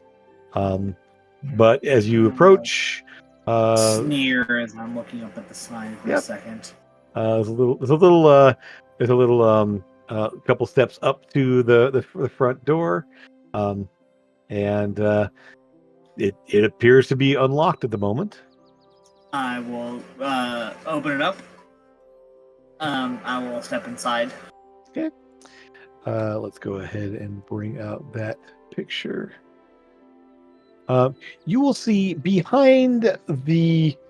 So when you walk in, there is a long table on the right side with a number of just varying kind of bits of attire. So some pants, a couple sets of gloves, some hats, a little hat stand. There's a little rack with a couple different like dresses hanging off at different things. There's all just quick glance with your investigation there. It's all human sized. There's nothing that's small sized there.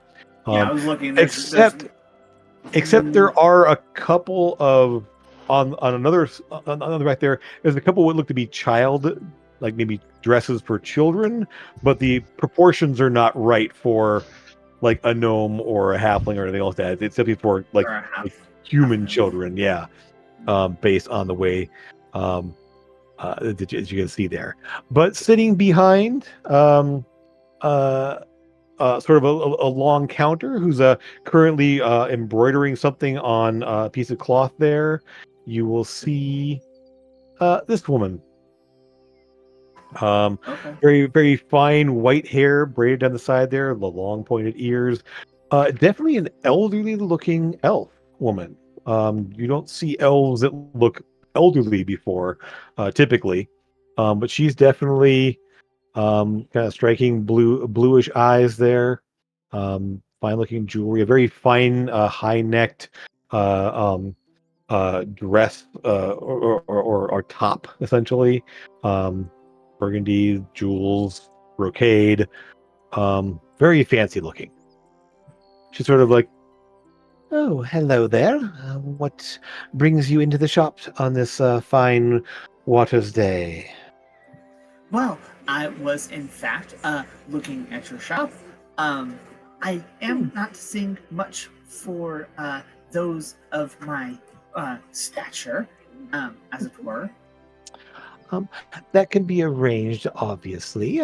I don't have as many customers of varying sizes and builds, and so my wares that I just keep on hand are oftentimes of a more average cut. But anything need to be made for someone of your size, I could either alter or custom design it for you. At no additional cost. I mean, it's a matter of it's less fabric but more work.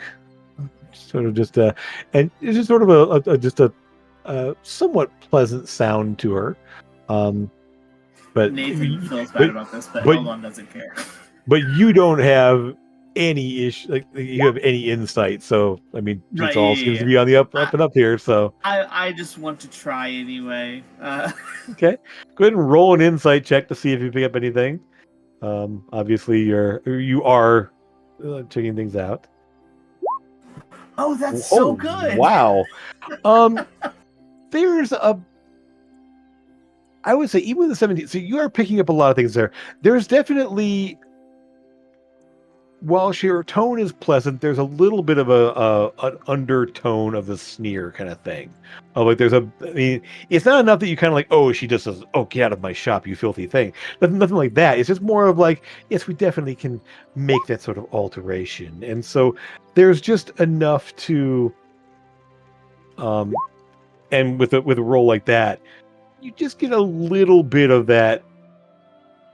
It's a mixture of being sort of a very haughty and probably a bit racist. Right. Okay. Okay. Well, I shall just look around at your wares some more and see if I see something. And racist. Maybe I will place an order. Yes. Oh, snobbish and prejudice, but not racist. There's two different things. I mean, I have most of my wares have been fairly picked over because of Wealthfest, of course. But feel free to see what's here. You can see these the types of fabrics that I have, and some of the colors and such. And if there's something specific you're looking for, I can definitely get to work on that right away. So I am looking for a corner that is kind of like she can't really see what I'm doing as I bend down. Essentially, she has sort of a desk slash like work table she's sitting behind. And with you being the size you are, you could probably walk up a little closer and duck down, essentially. Yeah.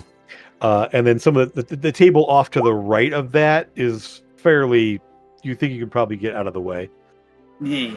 So if I think I know what you're doing. Yes, yeah. Okay. I picked up what I needed to pick up. Although I came in here with the intention of doing it anyway, it has now been validated as I saw her soul. I mean, you didn't get a natural 20, so you didn't look quite that, but you're definitely picking up a bit enough to kind of confirm what you're looking for. Oh yeah. Yeah. This chick, I'm gonna set the timer to start going off here in about an hour, and small squirts of the most foul-smelling thing ever. And I want to hide it underneath like something. Just the tables there on the side there. Yeah, it's not a problem. Give me go up and under. Give like, me a stealth check with advantage, because I mean she is do have advantage. Okay, then yeah, you're fine. Yeah, go and roll with advantage. That's with advantage, or you just rolled it once? Oh, there you go. Yeah, you kind of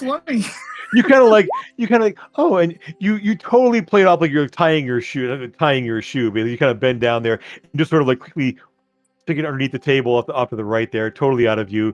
Pop back up. She doesn't even seem to notice that you bent down. So just she's just obviously working on there, and you can't really see over the counter what she's doing. But she's obviously the motion she's doing. She's doing embroidery or sewing something. Yes. I have seen your material. I will think on it and maybe back later. Yes. Very good. If there's anyone else that please feel free to send them my way. We do have, as I said, we're a bit picked over, but there are a few nice things still here available. And have a very wonderful day. Yes, if I see anyone of proper size, and I will go ahead and. She doesn't seem to take note of that. Yes. Okay. So about an hour later. Okay. She's evil.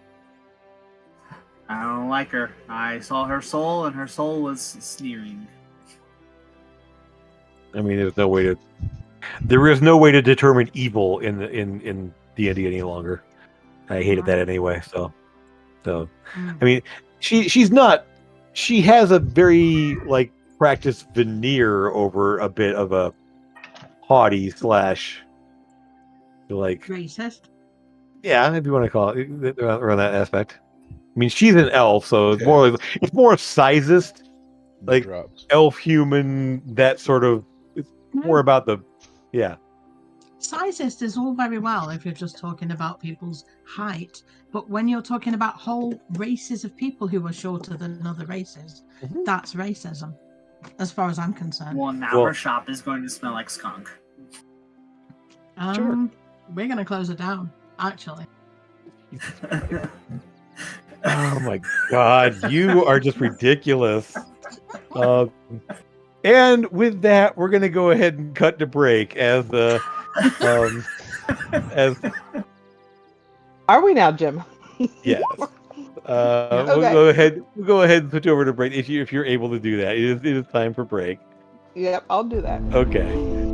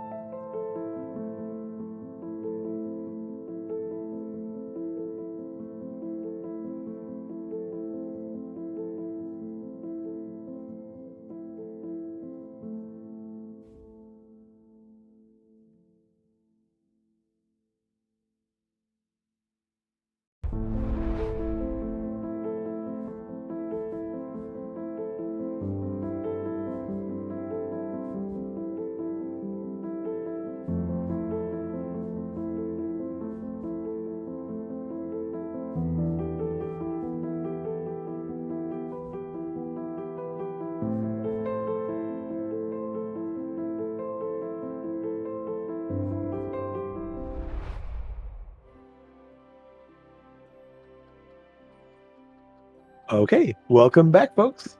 Um, while Eldon was planting his stink bomb in the fine wares shop, Amethyst sent off a sending spell to one Kamek, the goblin who actually helped them up in Bilgewater, who you guys left up there.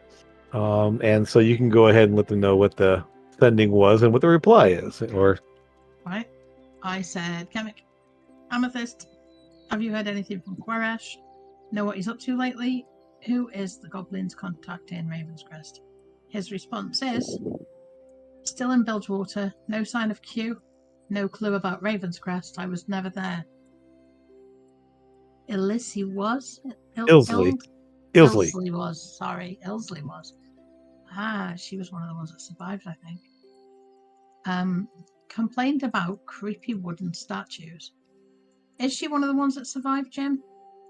Mm-hmm. Yep. Yep. She was the other rogue. Yeah, she was the rogue who got away. Yep.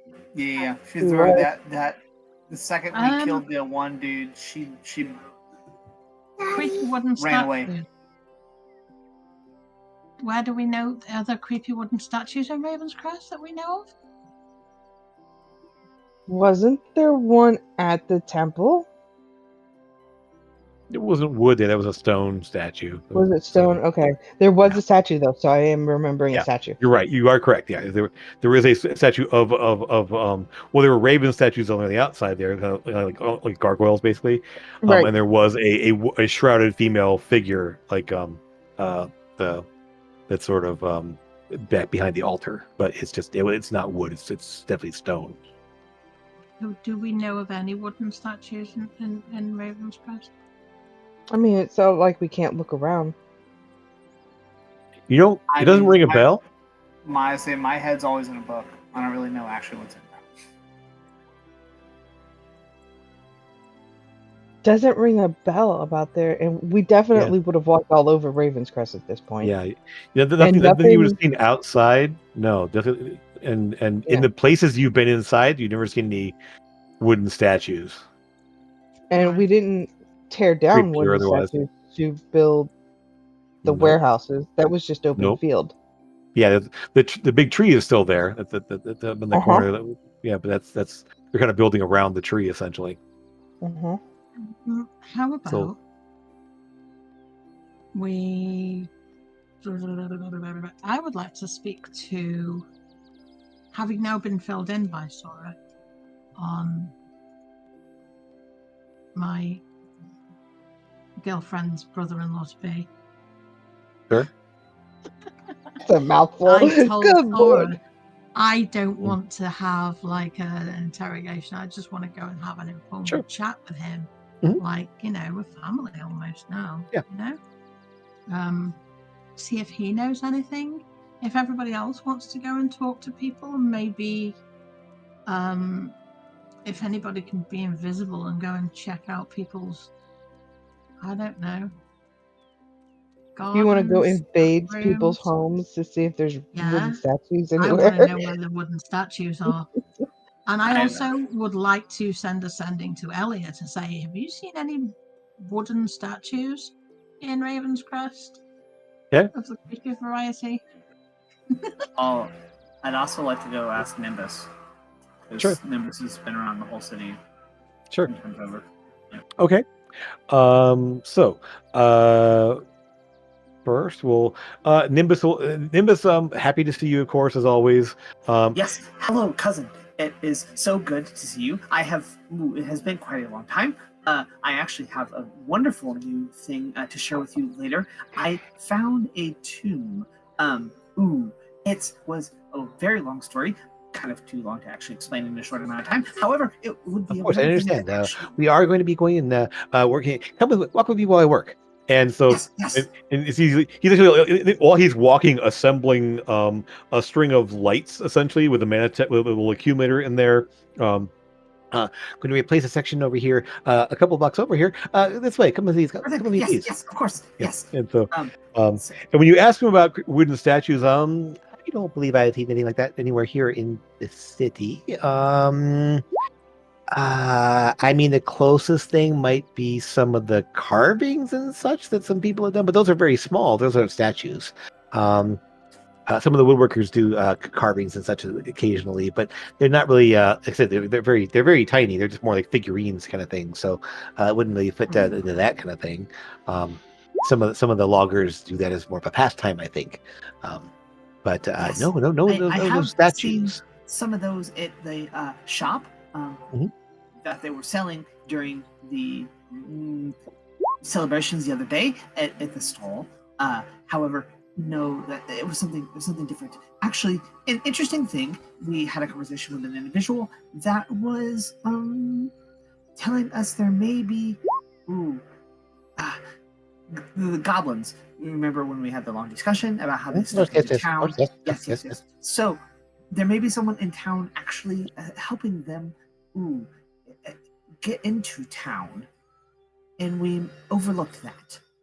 Understandable. I believe that's one of the reasons why we are establishing more stricter gate protocols and keeping track of who comes and goes, and definitely checking for any sort of people coming and going. With the wall in place now, obviously now it's harder to just sneak into the city without going over the wall itself, and we are setting up more sentry positions and more places for people to keep tabs on things and make sure that everything is more secure, as of course as we've been discussing.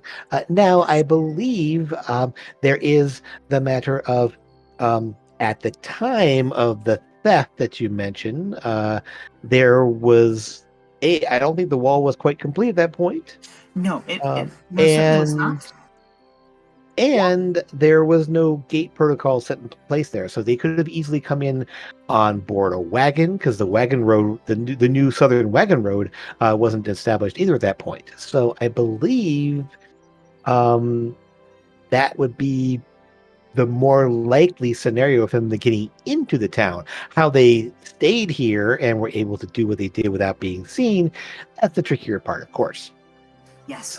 So we, as in our group of individuals, are going to attempt to track down and hopefully stop that. Excellent.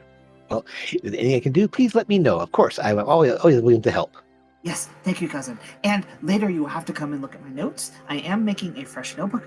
I'm going to, as we're kind of like filling him in on like how cool. And you guys kind of walk around this way, and he actually heads over to this place over here, and you see actually in this tree right here, it's kind of hangs up. It actually hangs over this fence. There's a fence there. He's actually like using mage hand just to kind of move lights up into the trees there and make these little lights kind of twinkling up in the tree there. I'll help him out. Yeah. It's almost like kind of twinkling Christmas lights. They're kind of just in the tree, hanging over the fence with this little corner area over here. And so next, people were checking out the square. And with this, you will find at this time of day, you will actually find that the mayor is a large sort of stall out in front of the city hall there, a large table, and on it will be a number of just little knickknacks of things, little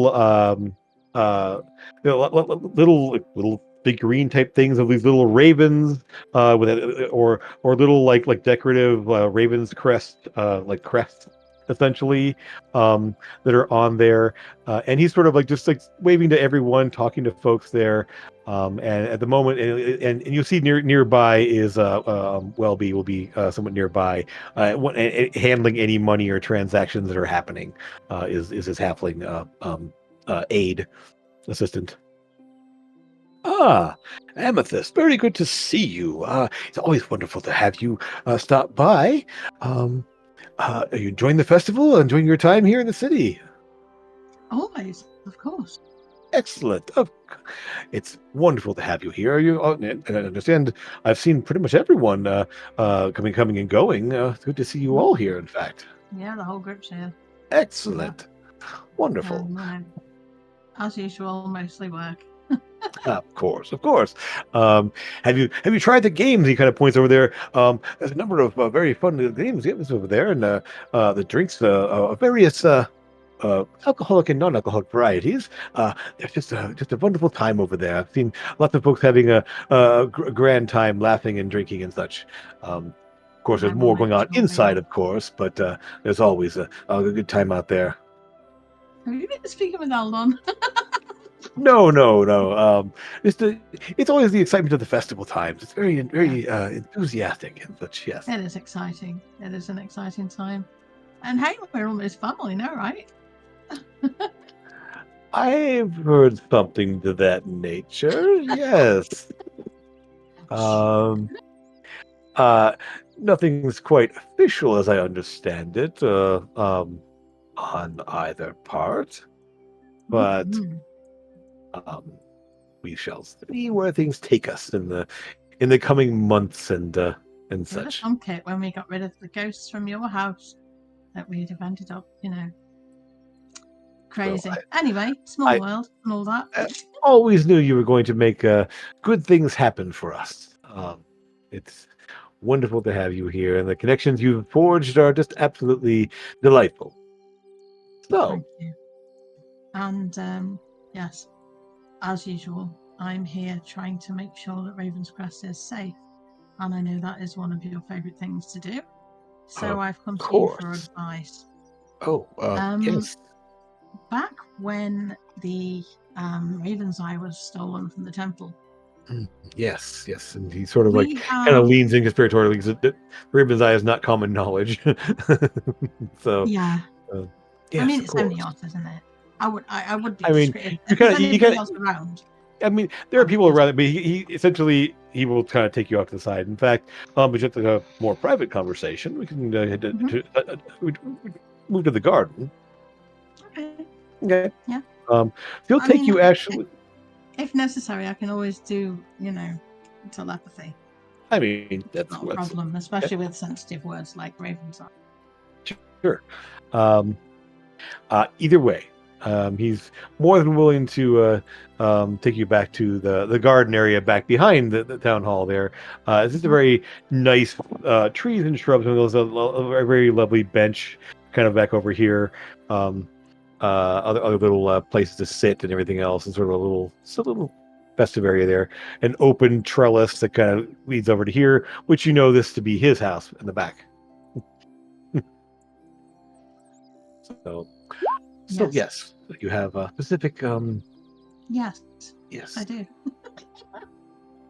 Yeah, back when the the thing went missing, before we retrieved it,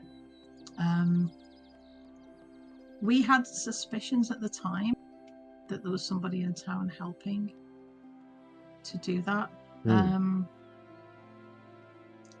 And we are now led to believe that's probably the case. And I was just hoping that you might have any idea about any sort of shifty people around. I know that you have contacts. Yes, I mean... of the shifty variety. Well, I have a representative that I deal with, and I'm sure you're aware of that. Of course you are. Of course. There are very few secrets between Sora and I. Understandable. Especially with your abilities, such as they are. I mean, I'm sure that very few secrets can be kept from you if you really don't want, if you want to know them. But no, I think the payments we make are essentially just to establish a insurance, essentially, that there won't be any problems with people stealing and such. So I would think that if anyone is aware of any sort of underhanded dealings, it would be those individuals. And so one thing you do know, I'll just point this out here, and Sora, he doesn't actually have a person he gives money to. He makes a drop, essentially, and it's taken. So he doesn't even know who the syndicate representative in town is.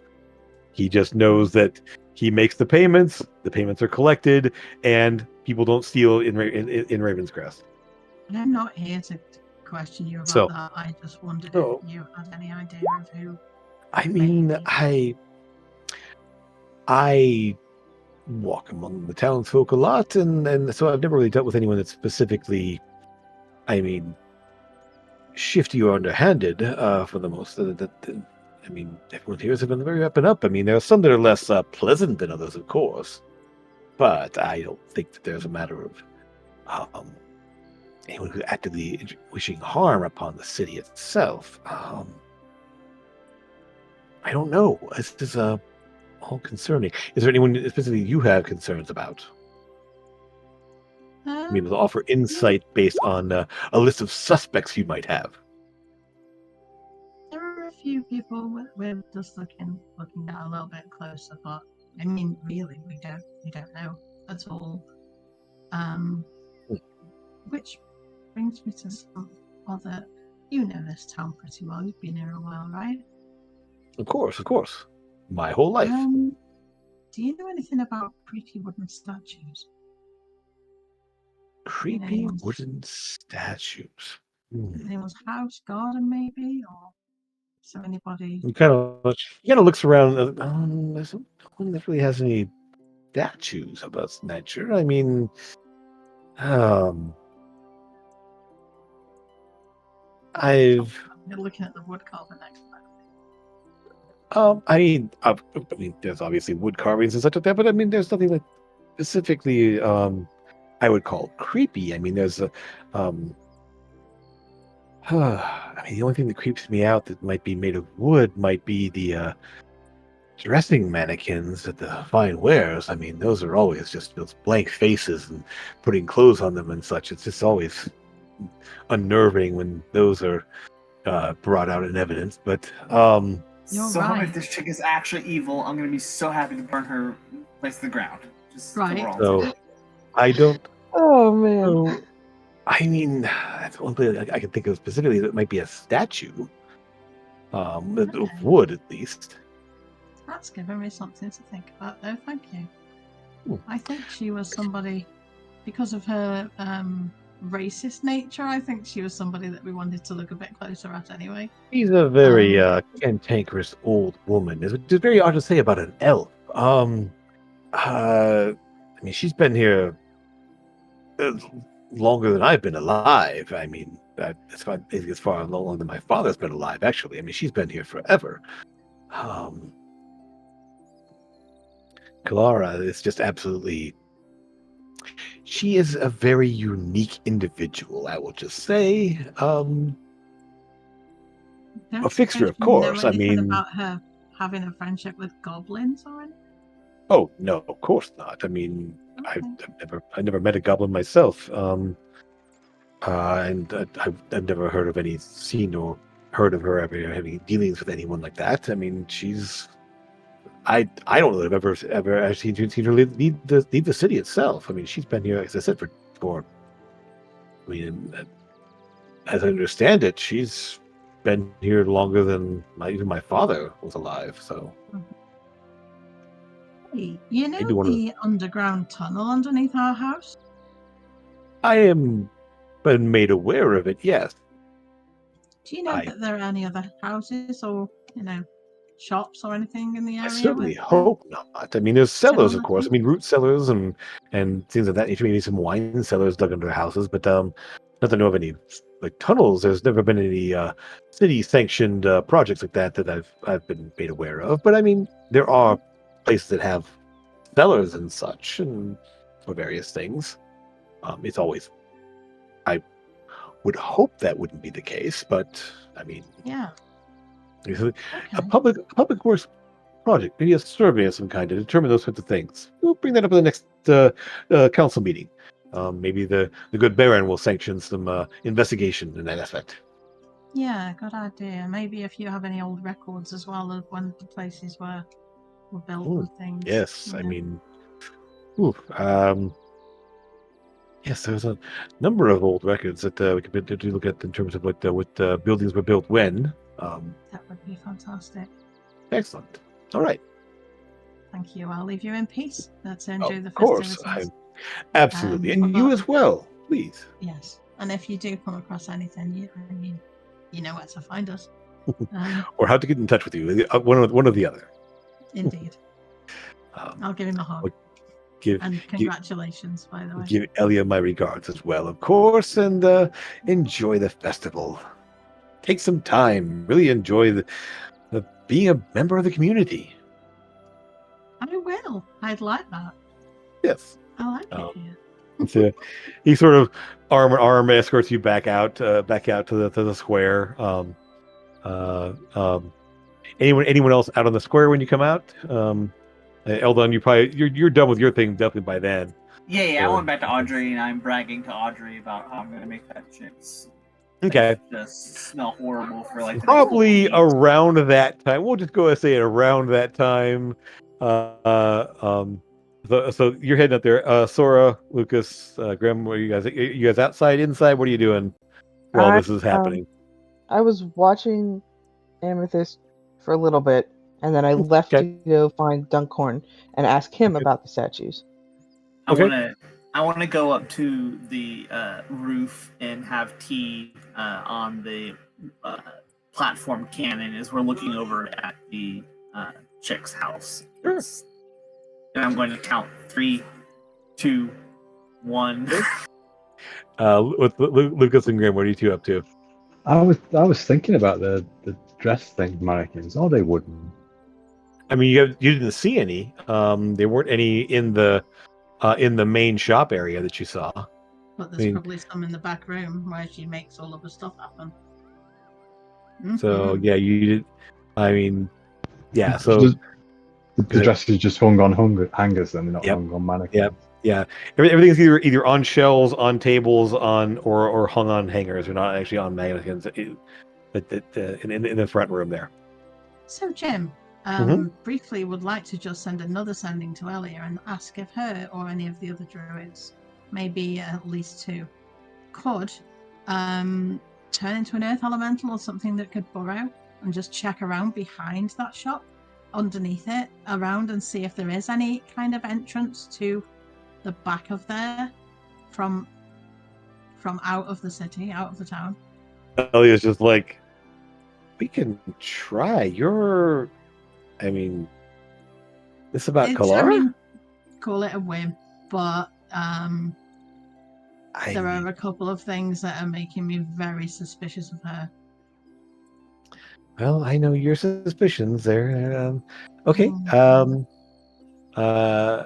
We'll see what we can do. I can't turn into an earth elemental. But I can turn into a burrowing creature. So, but that's gonna leave a kind of a mess. We'll figure something out. Yeah. Okay. So, be careful, please. Stay in touch. And how about Grim? What were you doing during this conversation and/or other things happening? 2 things I wanted to do. There's 3 things actually. Sure. One is one guy that within our household that nobody trusts. Sure. That's what's his name? Brevalor. Brevalor, yeah. I'm going to start watching him. Sure. And I'm gonna figure out how to get into his room. Okay. Just to search him. I'm not stealing nothing. Sure. But that's not right this second. But I do want to go check the big guy's thing out. Sure. It comes out he's working for the foresters, and then there's weird wooden statues. So that's where my mind went first. Okay. And then I was also thinking, well, let's do that first, and then if I get back in time for the stink palm to go off. So I will say it's not. I've got another idea. With everything that's happening, and people coming and going, getting into Brevalar's room is not impossible. It's not. It's a high, crazy lock or anything like that. When you get inside there, it's a fairly basic chamber. Let me just say it. Put you guys on that map there. I believe he's up on the 2nd floor. And so yes, he's just in the first room atop of the stairs. And there is a chest of drawers, a little footlocker kind of thing, and there's basically mostly just a change of clothes. Some travel boots essentially, so it's more like traveling clothes along with that. You will notice that the tunics in there has obviously been mended, where there's actually right around the abdomen there would have been a hole, and you can see that sort of There's a a pouch behind there where he could. no. drop There's a something. the hole in the tunic where he would have been. Where he had been shot. It's Oh. been obviously mended in place there. But yeah, looking through the stuff there, he doesn't have anything crazy. He does have a little nightstand underneath the window with a very nice looking like a potted plant kind of thing growing. Very a very exotic looking plant, one that you haven't seen before. And then effectively, yeah, it's fairly austere in here. There's not a lot in there. Other than, like I said, his clothing and belongings, the plant in the window. You will find a couple of vials in the footlocker as well. I'm not going to open the footlocker. I don't. Oh, have you're not? to. Okay. I have the. Oh yeah, ring looking of, through. Yeah. I X-ray can vision. see Yeah. through it. Yeah. So I am just, and technically, I wanted to be invisible because I got the coin Sure. of shadows. Yeah. So, do I see any traps or anything in the floor? No, nothing in here. No, No. not traps, but like loose floorboards or something that could No. be. Okay. It's all pretty well. I will say that there obviously is some repaired water damage in the floor, kind of over here, kind of like mixed with the wall over here. Okay. The floorboards have been replaced, but when you look there, it's all solid. It's like it's been fixed and repaired, Okay. fairly recently, based on the aging of the wood and everything else you're seeing in there. Yeah, looking in the footlocker, looking through the footlocker, yeah, you can see the clothing, you can see a nice travel boots, some heavier cloaks, a heavier kind of cloak, and then yeah, a couple of vials are stuck down in there. Other than that, yeah, not a lot here. And the vials are empty. So the vials had liquid in them. All right, I'll just make a note of that. Sure. And then I'm gonna. I've got it for at least an hour. I'm gonna make it to that guy's house. Sure. Yep. See if Not I a problem can- there. Yeah. Based on where you were told it was, it's not hard to get to. Let me move you back over there.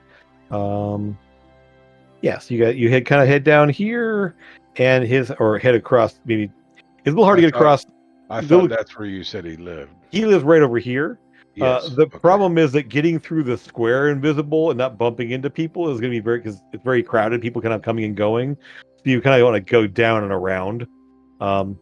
You'll get there probably with about 15 minutes or so to spare. Between searching the footlocker and getting all the way over here, it'll be about 45 minutes worth of time.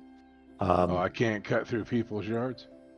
You probably could. Yeah, you want to kind of cut through this way. I mean, there's a big fenced-in area over here. Yeah, you can cut through this way. Sure. Yeah, you can shave off a little bit of time there. So you better have about 20 minutes left there. We'll call it. And getting to there, you see a very modest-looking cabin or sort of cottage kind of style house. The entrance over on the northern side, and there's no back door. There's just the front door. There's windows. It seems to be a very pleasant-looking little cottage kind of thing. Is the window like that.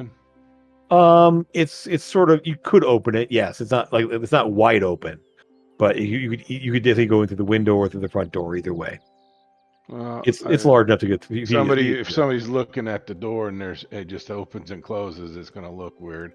Sure. I'm going to try to ease in through the window on the side. Give me a stealth check. Just move it so. But just before I do that, do I see anybody inside? You do not. Okay. Yeah, it seems to be empty as far as you can tell. Stealth, you said? Yeah, stealth with advantage because you're invisible, and you have advantage of it. So yeah. Oh yeah, a natural 19. Yeah. Yeah. So you just sort of like make sure no one's looking there. Sort of like kind of the window's open partially. You just sort of like push the window open, slide in, push the window partially closed again there, and you're inside. It is dark. The windows, there's light coming through the windows, so you can see in there. There is a small sort of like entryway, open like living room kind of thing with opposite the front door. There's a little kind of a kitchen area kind of thing off to the side of that room there. So it's sort of a living room, dining room, kitchen, kind of this whole all in one kind of thing. Yeah. And there seems to be a small 2 more doors off the side there, which you assume probably looking the X-ray vision there are bedrooms. Okay. One is a very small bedroom. There is a bed in there. Give me investigation checks. Or just investigation check, I should say.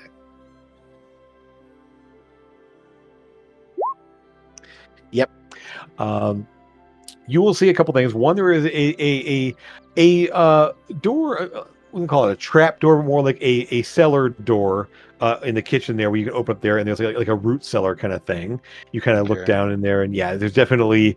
It's not large. It's probably about like maybe 8 by 8 at the most, and with just shelves and obviously jars of things.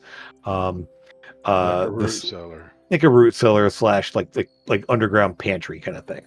Okay. The smaller bedroom, you will see that the bed takes up most of the space in that room, and definitely has signs that the frame is partially cracked. On the smaller room, the larger room has a much larger bed, but also shows signs that the frame has been mended and reinforced because the frame has broken. Well, the guy's a massive. I'm assuming the guy is big. So, Yeah. And where the crack is, it's not hollowed out. I'm not seeing any. Nope. You're definitely seeing. Okay. Essentially, there are like metal brackets and things that are kind of holding the bed back in place. Yeah. And there's chest, like a dresser kind of thing right there, and you'll notice that is also like a footlocker, and a second newer dresser, obviously, that has clothes of a more feminine cut. Okay. Still very large clothing, but definitely of a different cut than the ones that are in the bigger other dresser. We got a cross-dresser in town as well. That's really exciting. No. Okay. Just I've got you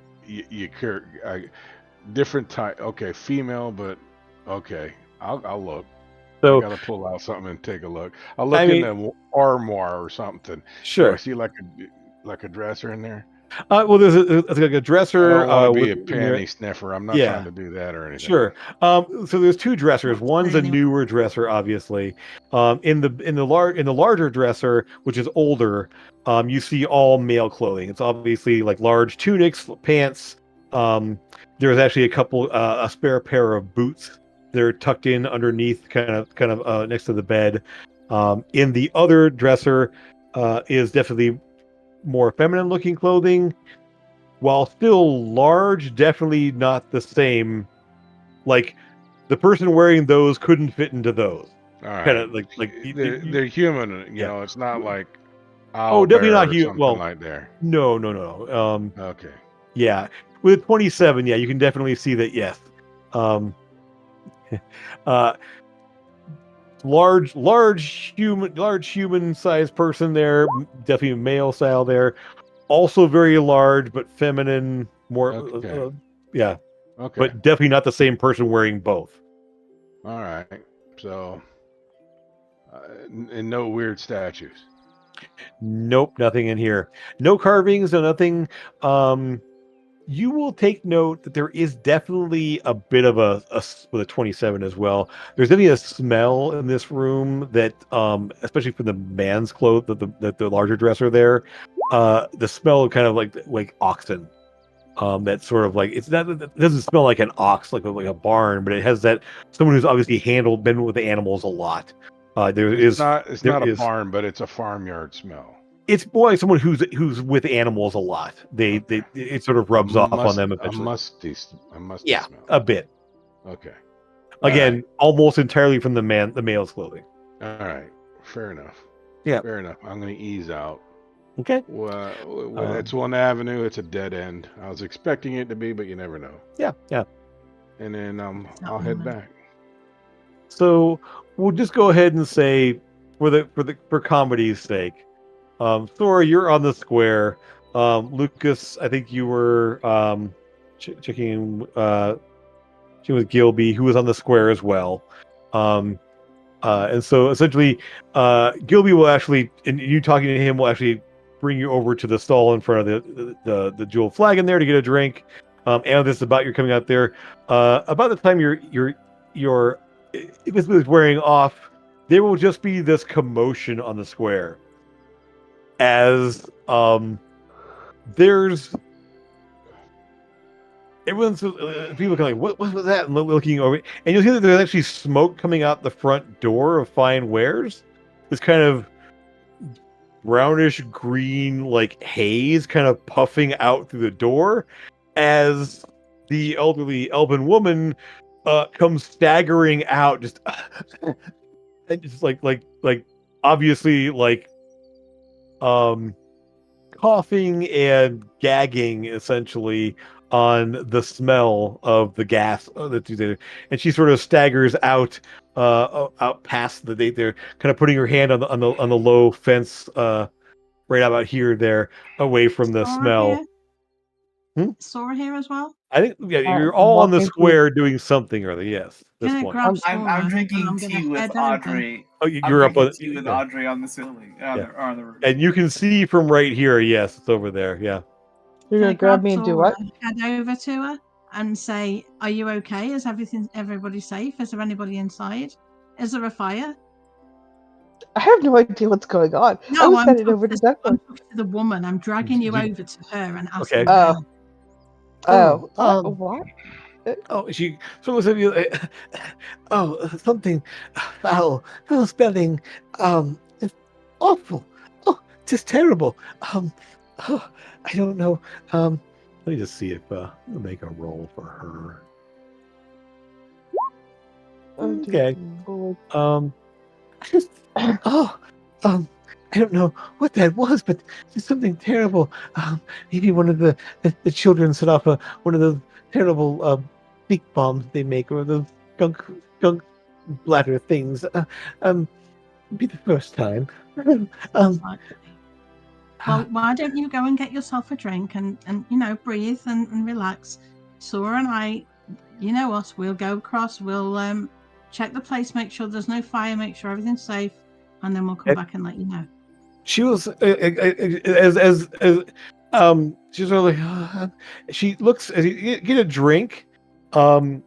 She will sort of look over toward the fighting unicorn, and you see her kind of like pause and then look over toward over here, and it walks over toward the flagon. Good. Okay. Lucas, you see her walking. You see an elderly elven woman like walking toward you and Gilby. I clink glasses with Audrey. And I'm gonna shoot Lucas a telepathic message to just say, "Keep her there. Let me know if she heads back. I'm gonna go check out her place." Can you also send a message to Eldon saying, "You evil, vile person"? No, because this is good. He's done us a real favor. We can go and check her place for wooden mannequins now, and not have her suspect that we're checking for wooden mannequins. Okay. We're doing her a favor here, okay? Okay. Sure. Okay. Well, in that case, Amethyst and Sora, the door is open. There's still greenish brownish haze. It's dissipating fairly quickly. It's still there, but the smell is still there. Make a save. Come on. I want to see him puke. I will say, Grimbar, you currently kind of see all this kind of from the sidelines there. You kind of settle in place there, let the invisibility wear off, and just sort of like where you're stationed. But you can see kind of all this happening right there. What do you want? What do you? Actually, I will ask you this. You probably have about 5 minutes left on your visibility. Do you want to try to go in with them or hang back and watch? Or... Okay. Absolutely. Yeah. I'll run in there. Yeah. I don't mind. I'll puke right on them. I don't mind. But... Okay. All right. Now, all three you give me Constitution saves. The DC is fairly low because this wasn't actually a full-on like spell effect happening. So. Oh no, I might have missed. No, that's fine. It's a fairly low DC. Sorry, you too. I hit the button. It's okay. Fine. All right. Yeah, you're okay. Grim, you could like oh God, you kind of had to cover your nose for a moment there. Yeah.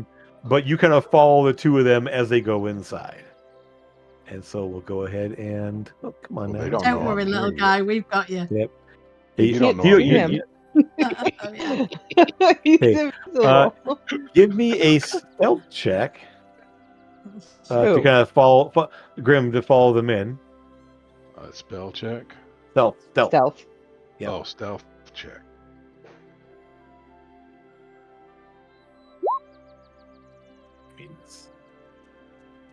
Yeah. Yeah. You beat their passes by a significant amount. So, By a little yeah. bit. My passive insight is 20. Okay. So, Mine is 10 because it's Yeah. a base stat. sure. Yeah. Okay. Oh, So man. yes. So the front door is open. Let me go ahead and reveal that, and just so we can see. Oh my gosh, she really is the bad guy. Oh no, and we're very far We'll away. see. We'll see. Oh man. I am here. Have no fear. Grimbar is here. Okay. We don't know you're You'll see here. it there. As you head inside, as soon as you kind of pretty quickly there, kind of slip inside. We'll just go ahead and open up the front room. Mm-hmm. You will see this. Again. Real quick question. Mm-hmm. What Mhm. is the cooldown for the Coin of Shadows? I believe it's one on a shorter or long rest. It should say in there. Pretty sure, yeah, short, long rest. Okay, is- hold on. One of those two. I'm not sure which one it is, but it would require a rest of some kind to get it back. Okay. So you head inside, and so you see a couple of mirrors over here in this corner, a table with a bunch of different attire. There's actually right over here, also kind of next to that table there, right over here, a rack with a number of about 2 or 3 dresses on it, the different sizes there. Give me just a moment. I'm sorry. No problem. Yeah. Okay. And then this long table over here with a number of different clothing there. Then obviously there's this desk here, a chair that's been pushed in, and a door back here. Well, I'm gonna go Good. for the door. Okay, so you head for the door. Okay. Is it locked? It is. Let's see. Would she lock her door during the day? No, Mm-hmm. she was in here working. She was sitting right there. It's not currently locked. Okay. All right, good. Yeah. I'm gonna just So- open the door and. Okay. I'm not gonna open it like normal me style. I'm gonna peek in first. Give me, you're not So going to you- cross through it without opening it first. Okay. No, So- no, because she's still From- technically around and it's Okay. not locked. If it was locked, I probably totally would have gone right through it. But it's not locked. So what you see is a little hallway. There's a stairway going up to your left, a doorway across from you right over here, and then a Mhm. hallway that kind of ducks down next to the stairs over the side over here. Okay, Come on, then I will quick, quick, definitely go on. move in so that Amethyst can get in. Okay. I'm going to go ahead and basically you can see that there's darn it. Doors, Shut the stairs, door or behind. hallway. Okay, so you can see that there is a stairs going up. There is a long hallway that goes back to another door at the end of that little hallway, and this doorway right here. You want to each take a door and see what's I'm what? gonna I'll check I'm gonna upstairs, you check downstairs. lean in. I'm gonna lean in and I'm gonna say, "I got your back." The fuck, you little bastard. Amethyst. She might Give actually me- attack you out of just Let me my ask- my. dude. Okay, and then what's your reaction to the gruff voice suddenly appearing? Just that, From- what you heard. Okay. I mean, do you The do gruff anything other voice than of just say what? the word? No, you check down there, I'll check upstairs. Okay, Okay. I'll go down here. There's also a Alright. door here. I'll point to Yeah. that door. Yeah. Okay. I pointed to that door to Grim to check. Obviously, Okay, you've gone I'll to go. that door and I pointed to that one for him. Okay. So Grim's gonna go up No. here. Okay. You were checking the top door. I told Grim to check the whatever. It's fine. Whatever You're, works. you're there. Good. It's fine. Okay. It's Well, we'll reveal work. it down here. So we'll come to you, Amethyst, in a minute. Yeah, So yeah, no you problem. basically are open up into, obviously it's sort of a kind of a mixed use. There's a little sort of a dining, a little table right here, a little desk over on the back. Sorry, on the on the back wall here. A little fireplace right here with a little desk and a little couch and table. It's all very kind of cozy. There's some food still on the table. That's up there. Another door back here. Grim, when you go in there, you open that up there, you will see. Whoops, let me back to reveal. You will see a kitchen. Because he was hungry or thirsty for ale. There is a pretty decent spread of food there on the table. It's all kind of a it's all sort of like dried goods or stuff from breakfast left over. Definitely more than what you think an old lady would eat by herself. But there's definitely signs that there's any meat. Sure. These are actually some roasted chicken right here. On the cutting board. Chicken. It's kind of like just a piece of roasted chicken and take a bite of it. Yep. Why? Why would you eat meat from people? You weren't with us when we went to the Feywilds. Yep. So, and yeah, so there's a back here and a door over here. I want to just investigate the books and stuff on the tables and the desk, and anything else. Yeah, so intellectually saying that these two doors are connected. Yeah, we're looking. I did say we're looking for statues or mannequins. That's what we're looking for. Sure, we're not looking for books. But the books, I will say, the books are mostly common. But the book that's open there is obviously written, and it's obviously written in Elven. Do you speak Elven? Do I speak Elven? It's a handwritten. Yeah. Do I speak Elven? I don't know languages. I do speak Elvish. Okay. In that case, it's sort of half journal / like inventory / like project lists and stuff like that for the most part. There's definitely it's not really a really organized. It's sort of just like you kind of flip through there. It's like like listing of materials needed to make this stuff here. Reminders to order more thread, more fabric, and then back on through. Give me an investigation check. And I'm so good at those. Exactly. Change your numbers. 9. Okay. Yeah, you're not. You just gotta look through there and just see. But yeah, it's a journal of some kind there. You don't see. It's mostly just like obviously like work on this project, buy this fabric, buy this materials, whatever else like that. It's all they had written stuff there.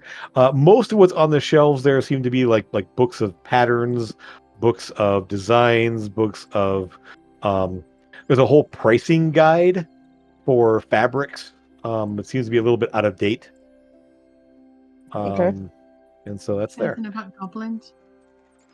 Nope. Not with a 9. Not with a 9. Yep. Mm-hmm.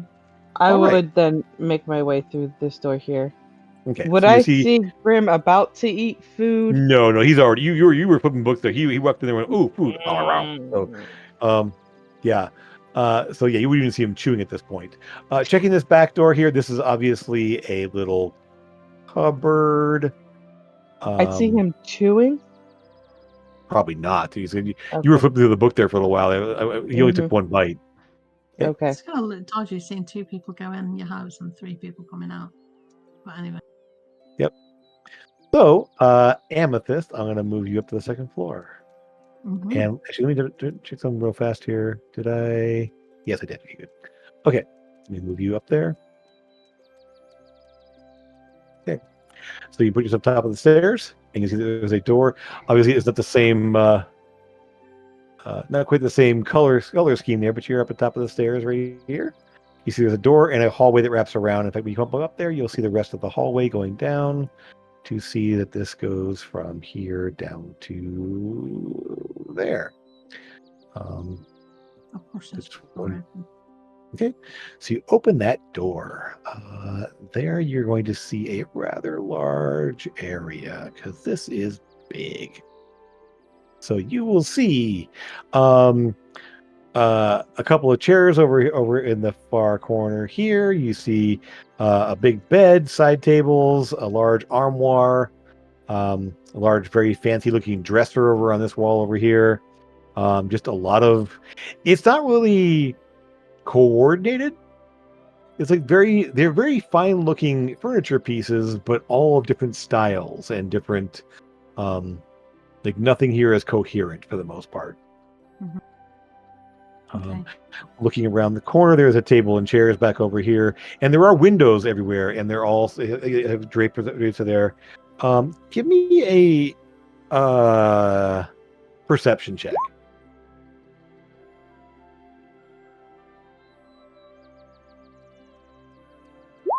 I'm going to use my inspiration.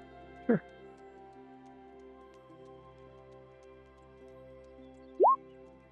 Same thing. I will say that you know that I will give you this much at least. That you're fairly certain here. While the drapes are closed, there's still some light coming in here, and yeah, it's actually So, there's you just take note that this chair is facing the window right there. These little things are windows here all the way around. It's hard to see on this. I throw this together really fast. And this way is our house. Sure is. Okay. Yeah. So you can take the door over here. Yeah. I see her looking. I see them walking through the window. No. She can go over. There are drapes, and so from there you can see that there are drapes. I don't know if you would have spotted them going in. So. She's a curtain watcher. I'll say to Lucas, she's a person of interest. So she's got a chair facing out, looking. When at you look in here, there are mannequin, a mannequin here, and a mannequin with a dress on it, but there's no head on that one. These are all just benches. There's like stacks of fabric. There's needles. There's all sewing materials with that, and just sort of all there. You see that there are various. There are sort of like various like projects that are being worked on. Nothing here is finished yet. This dress is very elaborate on the one down here. As you can see, very. But yeah, that's what you see in there. Okay, she's the one. I'll tell Lucas to tell the others. She's definitely the one. I don't know what you want to do now, but she is the one who's been housing goblins and also keeping tabs on us and feeding knowledge to somebody. We need to find out who. Maybe detect thoughts or something. Okay. So, Lucas, you do see her. She at this point has reached you. Obviously, they're running through the house while it's happening there, and she's already gotten a drink, and she drinks it a little quickly at first, and then slows down and sort of like sips, and she's just sort of like kind of fanning herself, and kind of there's just a very faint smell coming from her because it wasn't like a massive like sticky stink bomb thing like that, but I mean there's just a faint smell coming from her. It fades it will be later. It fades it fades quickly. Huh? So if she downstairs, isn't the bad guy, I'm going back later with another even better stink bomb. This is so downstairs. Is there anything else you guys want to look into down here before you? I'll pop in and see if anybody else has seen anything. I'll just say there's definitely mannequins up there. She's also got tabs on us, watching our house. She's probably the one who's feeding information. So look at all the food. Mm-hmm. Yeah, is this a mannequin here? Huh? No, that's just a. Okay. Just, I'm not sure what that is. It came with a map, so no, it's not a mannequin though. Okay. It is a festival week, so she might have the extra food for all of her guests. But in this closet here, go ahead. Go ahead. In the closet here, and using my goggle things, I'm gonna see is there any Any trap doors? Anything like You going don't down? see anything. No, there doesn't seem to be a cellar underneath this house, but that you can tell at least. Okay. I will tell Amethyst that there is a book over there written in Elvish. I thumbed through it. It just had like materials and stuff that she needed to order. I'm going to put it in my bag of holding. Take her Let's go book. find She'll Alden's definitely. little trap now. Did you Anything really in take this it? closet? Amethyst It's is mostly gonna like food stuff, some like extra cooking material, cooking utensils. There are some bottles of wine on this rack over here, a bunch of different bottles there. At least there's a lot of empty spaces there, and there's at least a couple of dusty bottles of wine. Have another look through the books, the desk and stuff. Give me an investigation check. disappeared off the map. Up there. Can I look through this desk here, where Aldon Sure. put the stink bomb? He actually set it on the table over here. Kind of set it down over there. He kind of ducked out of view and just kind of from over here and just set it down underneath the table over there. I want to see if I can gather any of the evidence. I mean, give me an investigation check. It's not. Oh, dang! Beat That's a right. 20, You did it beat good. a 22. And he critted on it, so it's hard to find. Well, and you also didn't. You don't even know what he did. So No. I mean, you roll really well. You might see the fact that there's a smudge on the ground underneath there that's kind of looks suspicious, but you don't see materials or a device of some kind. It's just mostly like there's a discolored patch on the floor there. I will smother my foot in it to discolor it even more. Sure. Okay. And give me an investigation check too while you're back there.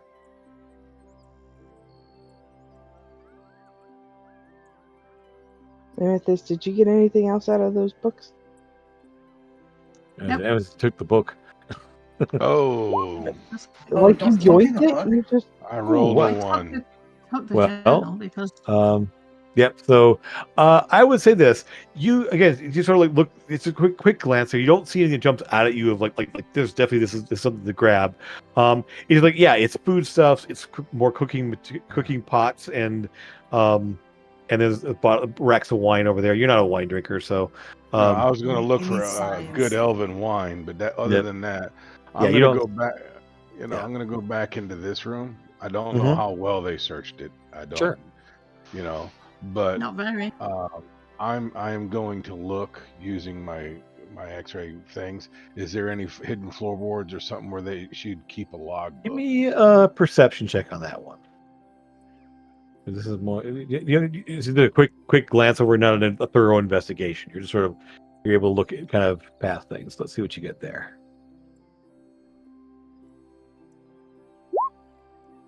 Pretty good. There is definitely the drawer. There's a desk there, and there's a couple of drawers there. There's obviously in one of the drawers has a false back. You can see that it's when you pull it out there and you kind of pull, like you can kind of like pop down the little thing there and see in the back of the drawer and see something else. And there's something rolled up in there, like a piece of paper. Okay, well then I will take my time and I will read it. Okay. Well, I mean, or I'll try to read it, see what it is. I mean, I'll check for traps and see if I can get it out. Okay, so give me an investigation check now, because and so this is taking a few minutes because you're actually searching through things, you're investigating, you're rifling through stuff at this point here. So Lucas, what are you doing with the woman there? Distractor. I mean, I'm trying to just talk to her, say, what happened? Some terrible smell. I think some of the naughty little children must have set something outside my window or something. I think it's happened before. I just some dreadful little beasts sometimes can do just awful things like that. But I understand it's a festive time of year, of course, and so and so she's obviously kind of like getting her composure back, and just kind of straightening up and I'll say, I'm sure if you sit there and rest a while with your drink, I'm sure the smell will dissipate soon enough. Thank you, dear one. I do appreciate it very much. You do remind me of been with my daughter. She had the fair hair similar to you. And just sort of like, haven't seen her for such a long time now. But please, Where is your daughter? Where is she from? I haven't seen her in such a long time now. I think she went off to I believe she's still in Dravier. I haven't heard from her for years now. And you know her accent's not Dravier. Although give me a perception check, Lucas.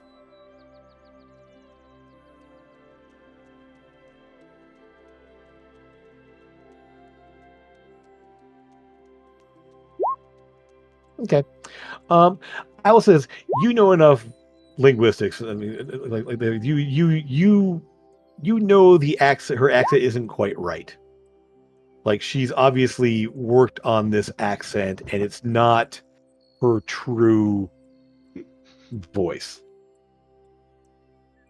So definitely, and you're not getting Dravier either. Like there's no trace of the drawl you don't even associate with Dravier. And with a 13, you can't quite place it though.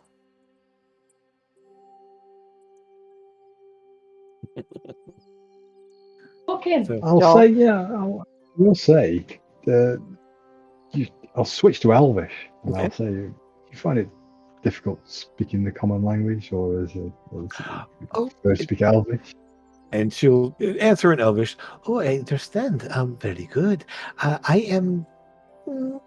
have spent most of my life actually, in quite a bit of time here in this quaint area, but definitely have roots going back to the old country, to Scarlos.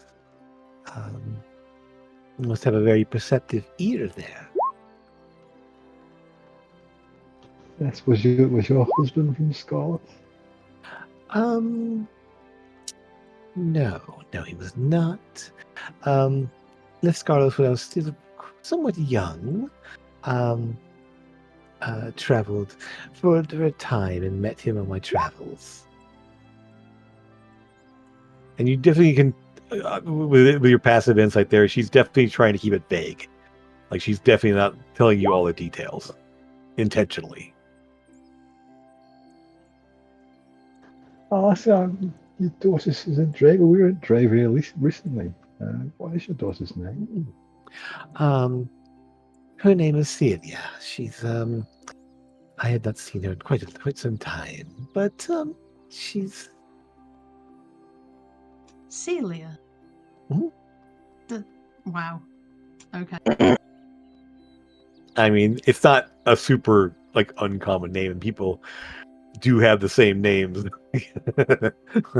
So, Yeah, but you know, Jim, the paranoid. I know, of course, I understand, but like, how many Johns are in the world? I mean, it's like one. Yeah, there's we one. live literally like right next door to Celia. Used to live in our house, right? No, didn't she? I thought her. There was a Celia. No. There was a Celia Shade Reach. Yeah. Celia. Yeah, but Celia. she was a changeling. Yes.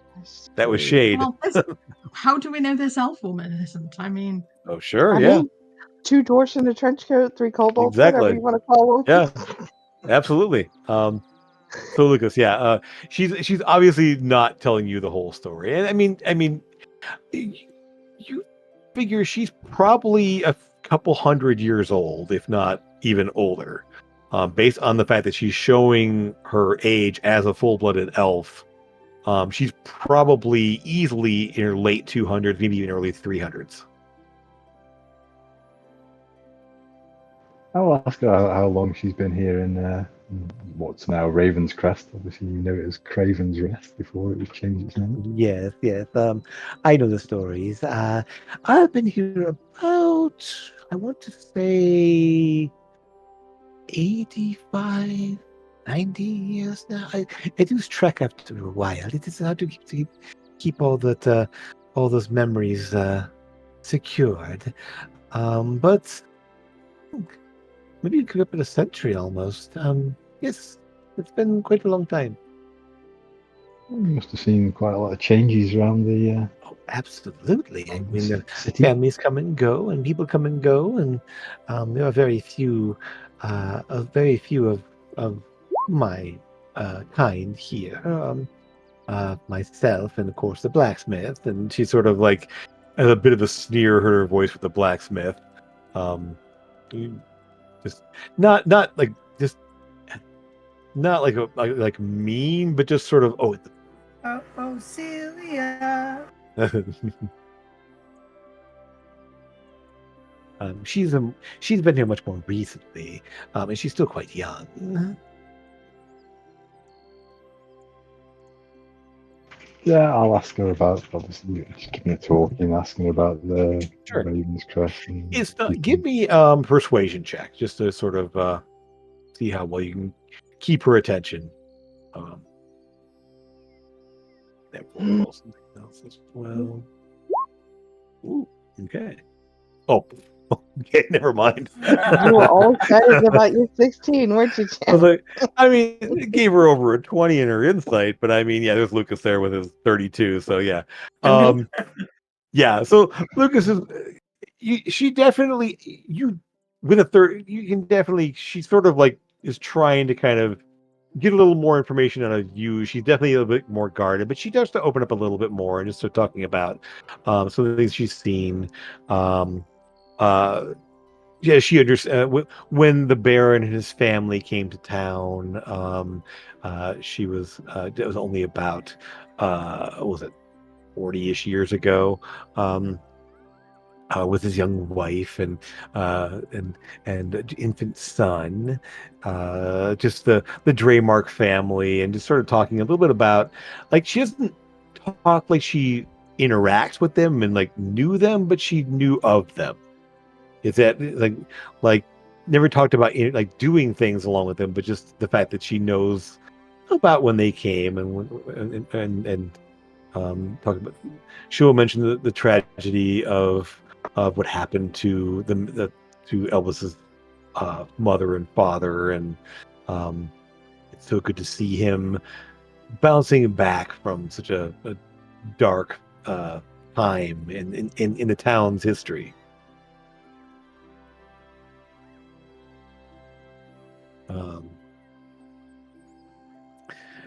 With that, though, I mean, yeah, it's not hard to kind of keep that there. She definitely obviously shows signs that she's been here and she knows what's been going on within the city over time there. And with your insight as well, actually, give me an insight check to see, because your passive will give you something, but you may roll better than that.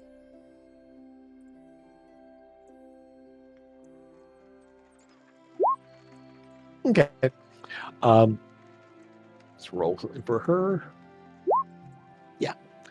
I will say you definitely get the fact that she's making conversation. She's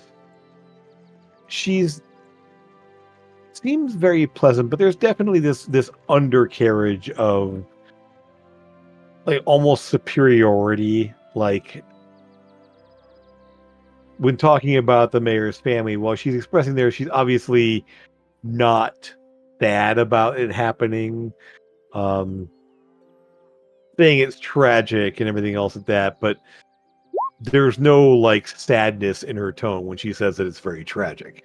So it's just this little undercurrent of things that you can definitely pick up that she's not as pleasant as she seems. Yeah. You will also get the fact that there's actually okay. It's probably all you're getting it from that. Amethyst, go poke this shed's head Okay. apart like a. Yeah. Okay. So I would say those of you leaving the building. I'm gonna pick up Alden's little trick thing and put that in the There's back no of trick Alden thing on the there. way out. There's no trick thing there. There's nothing there. it blew apart completely. Just There's the spell. Okay. there's a smudge on the floor where it popped. Okay. So you want to just stroll out the front door? You want to try to do it sneakily, or you want to try to do something else? My She knows we question. went in there. No, she doesn't. Two of us. She knows the two of us went in her house. No, she was coughing and gasping and running away. No, Right, so Amethyst grabbed her. I That said we were to going to her, join. Oh, yes. we're gonna Sorry, go and I check missed the that. place Yes. to stay, Yes, you and then did. we'll come back and tell you when it's safe to go home. Okay. Yes. Yeah. Grimbar's the Is only there a person that we have to worry about. Is there a window in here? Oh yeah, there's windows on almost every wall. All right. Probably the easiest one to get to would be this one right here. There's one upstairs. I've heard. There's not one right here. Right out. Oh yeah, sorry, right there. Yeah, that is one. I wasn't too sure. I was looking where they were, not where you were. Make sure you guys close all the doors. All right. Yeah. Okay. I'm gonna close at least this door. Sure. And this door, and then the You kitchen. don't want to go pick a head apart. So you're running back through the house and doing all that afterwards. Literally, very fast. I am very No, ready. we would have done it on the way out. We would have done it on the way out. We're trying to hurry. Well, I mean, with all the investigations, there wasn't a lot of hurrying. So. All right. What did I find out from that scroll? It is or that rolled up piece of paper. It's not a scroll. It looks to be a letter. And it is an elven addressed to someone that just says Cor, C-O-R. Okay. Effectively, I'll give you the exact text after we're done. Okay. But the gist of it, when you're just kind of scanning it real quick here, because obviously it is a lengthy letter. But the gist of it you pick up right away is, the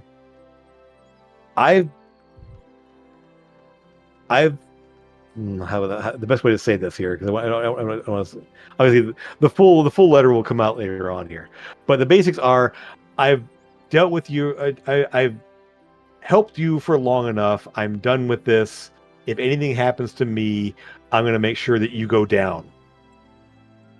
Good. I put it back. I put everything back the way I find it, and then I'm going to ease out that back window. You're going to put the letter back in its space? Yes. Okay. I don't want to steal anything. I wasn't planning on stealing anything, yeah, unless it was a good bottle of wine, but I blew that roll. But Amethyst stole a book. Or actual that's journal. Amethyst. Yeah, I know. That's Amethyst. Yeah. So you. I'm not going to have the syndicate on my ass. I don't want to have to kill that poor guy. This is not stealing. This is an investigation. I'm gonna go. I am going to. Yeah, so it's not a problem. Yeah, you can go ahead and pop the window open there, and after you kind of put it back in place there, hop out the window, or you and being the way the thing is situated, the way the building is situated, I'm gonna go away this way. Okay, so I'll point it out here. So let me put you back on the map here, so you can see where you're at here. You will see you're basically got the back door here, and it's a big fenced-in area. There's some bushes. The fence is only about three, maybe 4 feet high. It's like a stone wall. I'm crawling back over this way because she went over here. Yeah, she's over here currently. Yeah. Amethyst and Sora came in the front door over here. You came out the back door over here. And Eldon and Audrey can see Grim hopping out the back window. Because it's fairly obvious from their vantage point, because they're up on the roof right here looking at the house. So there's no way you could do that without them seeing you, because it's right there. I'm literally, you can hear us cackling from the ceiling. Either close the window there, and you either hop over the wall here or go back over here. Either way, you tell me which way. Either way you want to go. Like I'm just gonna go out that way, and then I'm gonna come walking down the street and. Sure.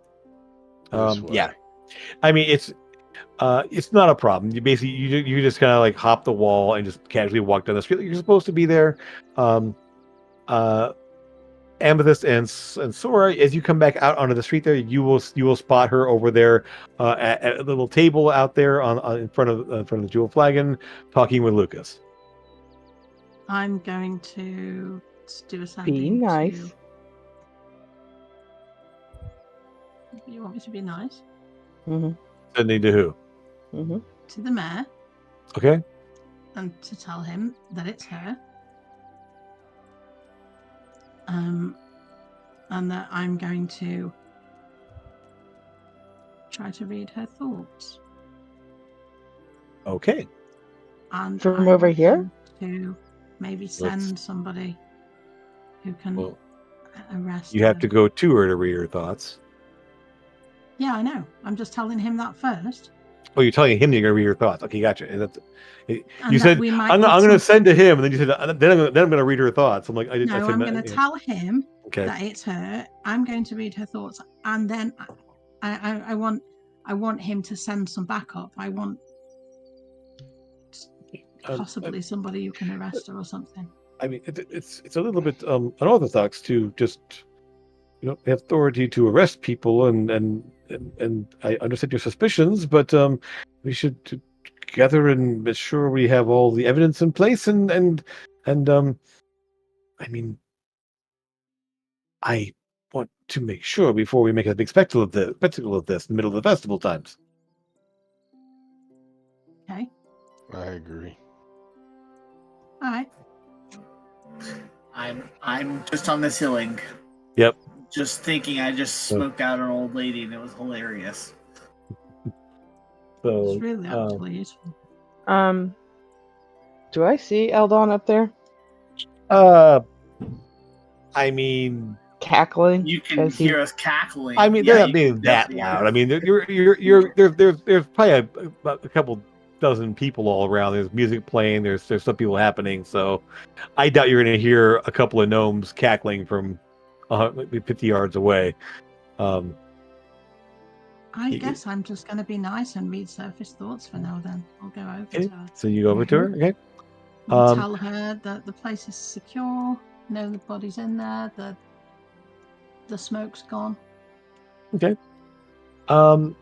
So surface thoughts when you first do that are very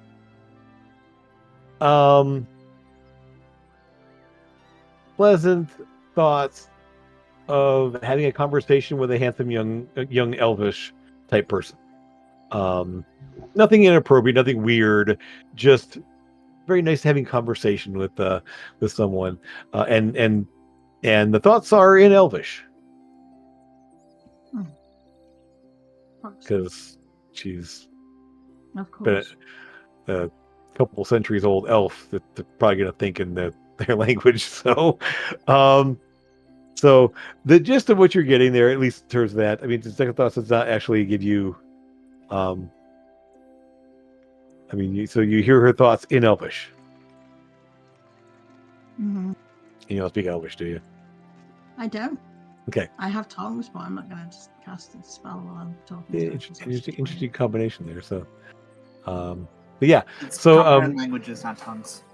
Comprehend languages gives you the ability to understand languages. Tongue gives you the ability to talk the language and speak and understand it as well. You can understand it as well. Otherwise, it wouldn't be worth the third level slot if you could only speak a language and not. Yeah, I thought comprehend languages was written. It's also heard, I thought. Okay. Yeah, it doesn't. I have. I'm pretty sure. Yeah. So anyway. Yeah. Double check it for me to see. I don't have. No, it is true. Yeah. For the duration, you understand the literal meaning of any spoken language that you hear. Yeah. Yeah. Any spoken. It's not. It's not word. Any written language. Any written. Yeah. Yep. Cool. You also can understand any written, and you understand any spoken. Yeah. So you want to cast that real quick? It's not concentration. It's not concentration. I don't think. It's just lasts for an hour. Yeah. Yep. It's just boop. So you hear her speaking. You hear her thoughts are in Elvish. You cast comprehend languages, and you definitely catch the thoughts of various, as I mentioned before, a handsome young man, very pleasant conversation. As you walk up and the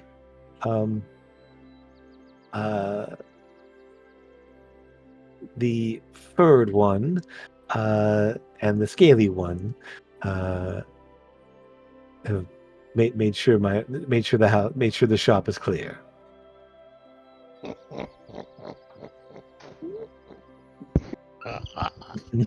We're gonna have to burn this chick's house down. Scaly one? Well, That's you. The scaly one? That's you. You don't know this. It's only Yes. only I know it. Don't do a Trevor on me. Don't do a Trevor on me and shoot her in the How head. to create Okay? an NPC that we all collectively hate more than anything we've encountered in this game, including weird monsters. That's She's racist. She has creepy mannequins. She is friends with Scaly goblins. one. Probably. You don't Well, know yeah. this yet. I Have know. a pet. She might even have a pet spider, man. I'm the furry one. I mean, Yes, I- the furred You one, are. the scaly Dad one. will be having a field day when he hears that. Oh man. So- we're gonna burn this chick's life to the ground. Oh, I don't know this Oh. information yet, but You do Yes. not. See, when I But said yes, this earlier, you all laughed at me and called me paranoid. I mean, screw you all, you know?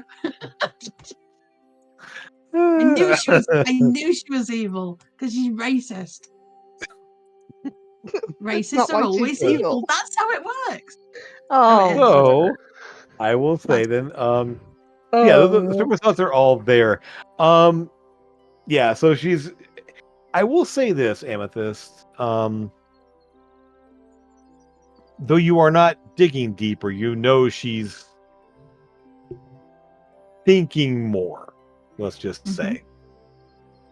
Give me an insight check with advantage since you're reading her surface thoughts.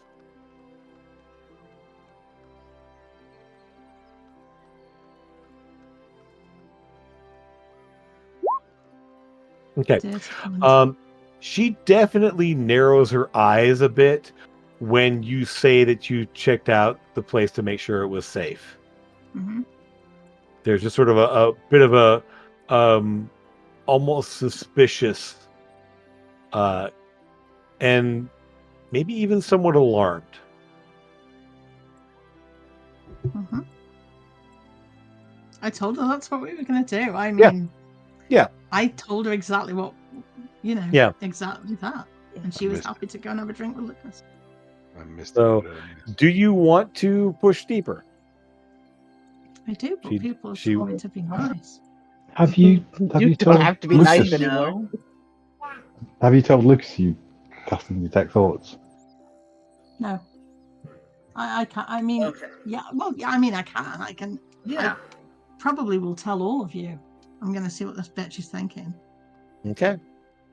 I'll So- turn the conversation round to, I just say, the theft of the diamond recently, and the fact that we heard there's been goblins in town. Or what does she think of that?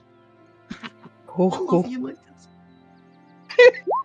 Yesterday you were complaining about him. What is your DC? It's wisdom save, right? Amethyst. What's your save Me? DC? Yeah. As you're trying to push into her thoughts. The spell save? Yeah. 18. Okay. So I will say this. There is this momentary flash of concern. Again, you rolled well on your insight check there as he asks that. And I just said a cow. What? I don't know. Sorry. I didn't hear it. It's in your music. Oh yeah, probably yeah. It's in the country village setting. Carry on, sorry. So you catch this flash of suspicion, and there's this sort of a very brief. I mean, it's basically her saying, "Oh no," kind of thing. And then it's sort of this wall goes up, and you can't push it because she made the save. Okay. So, since also, I believe it says in the spell there, they know when they make the save that someone's reading their thoughts. And so she just kind of stops and looks at both of you. You're caught. The three of us. Well, but both, because Lucas was asking her questions and Amethyst was the one reading her thoughts. So she will look at the two of them first there, then glance over at you, and it's just sort of this dawning realization of, well, I see we have a bit of an issue then, don't we? We do. Do we? Please. I know you were pushing into my mind. Yeah, I was I totally reckon- doing that. She's actually looking at Amethyst there, so she really gives you an annoyed glance as she like Yes. just shakes her head. And you were so pleasant too, looking over at Lucas. I had high hopes that at least one of you would be civilized and more decent to be around. I think you'll find that we're all decent humans, decent humanoids. I know. It is hard to say that, isn't it? Yeah, exactly. We are all decent people. Racist. I don't know if I could say the same for people like Avress or your good friend Ilsley. You just, at this point, because you can't push in, and she's sort of, I think actually it cancels the spell when she knows it there. She's sort of like, I have nothing to do with any of them. I merely gave the aid as required by obligation. Obligations? Mhm. She just sort of like nods. Obligations. Obligations to whom? I don't think I need to tell you that exactly, and I don't think I should Tackle her. say Tackle anything her. more. I'll You definitely think have I'm going to be the reason first tackle person her. to attack an old lady in a crowded place? I That's mean, not that, going to happen. Yeah. You just called her I was gonna racist say- out loud to everybody, so I maybe. mean, there are a few people definitely looking in your direction now. I mean, most people can do things, but there's definitely people looking over at you. And I think based on that, Lucas, where you're positioned there, you will see the mayor is standing right over here watching. We Um, have evidence that you are housing goblins. Goblins that have robbed the temple. there is no evidence of anything. We have evidence. You have She doesn't hearsay. know that we don't have evidence. Yeah. Well, she doesn't believe you. She's like, you have nothing. There is no evidence. Apart from we have the goblin that actually took the diamond in custody. Not here, obviously. Give me a deception check. Natural 20. That one's Natural 20. I I was will use totally my gonna make a inspiration to face. re-roll that. Go for it. Yep. Yeah, Don't she roll did. another 10. Come on, that's 20. Come on. You can do it. Okay, yeah, no problem. I'll do it. She just like glares at you. Dirty little green skin. It's racist against goblins as well. Yeah, Elsley did not like your mannequins. Did not like your creepy little wooden statues. Well,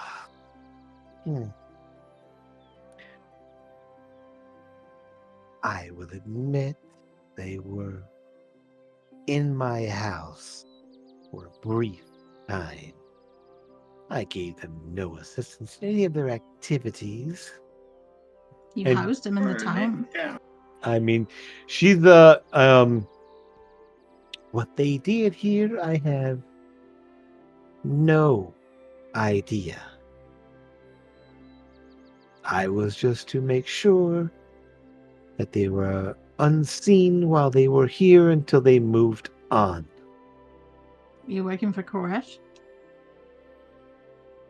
I don't know a Koresh. And that seems to be the truth. Who then? As I said, I will not say. Well, it's still looking good for you. You either start talking or, you know. You have no authority.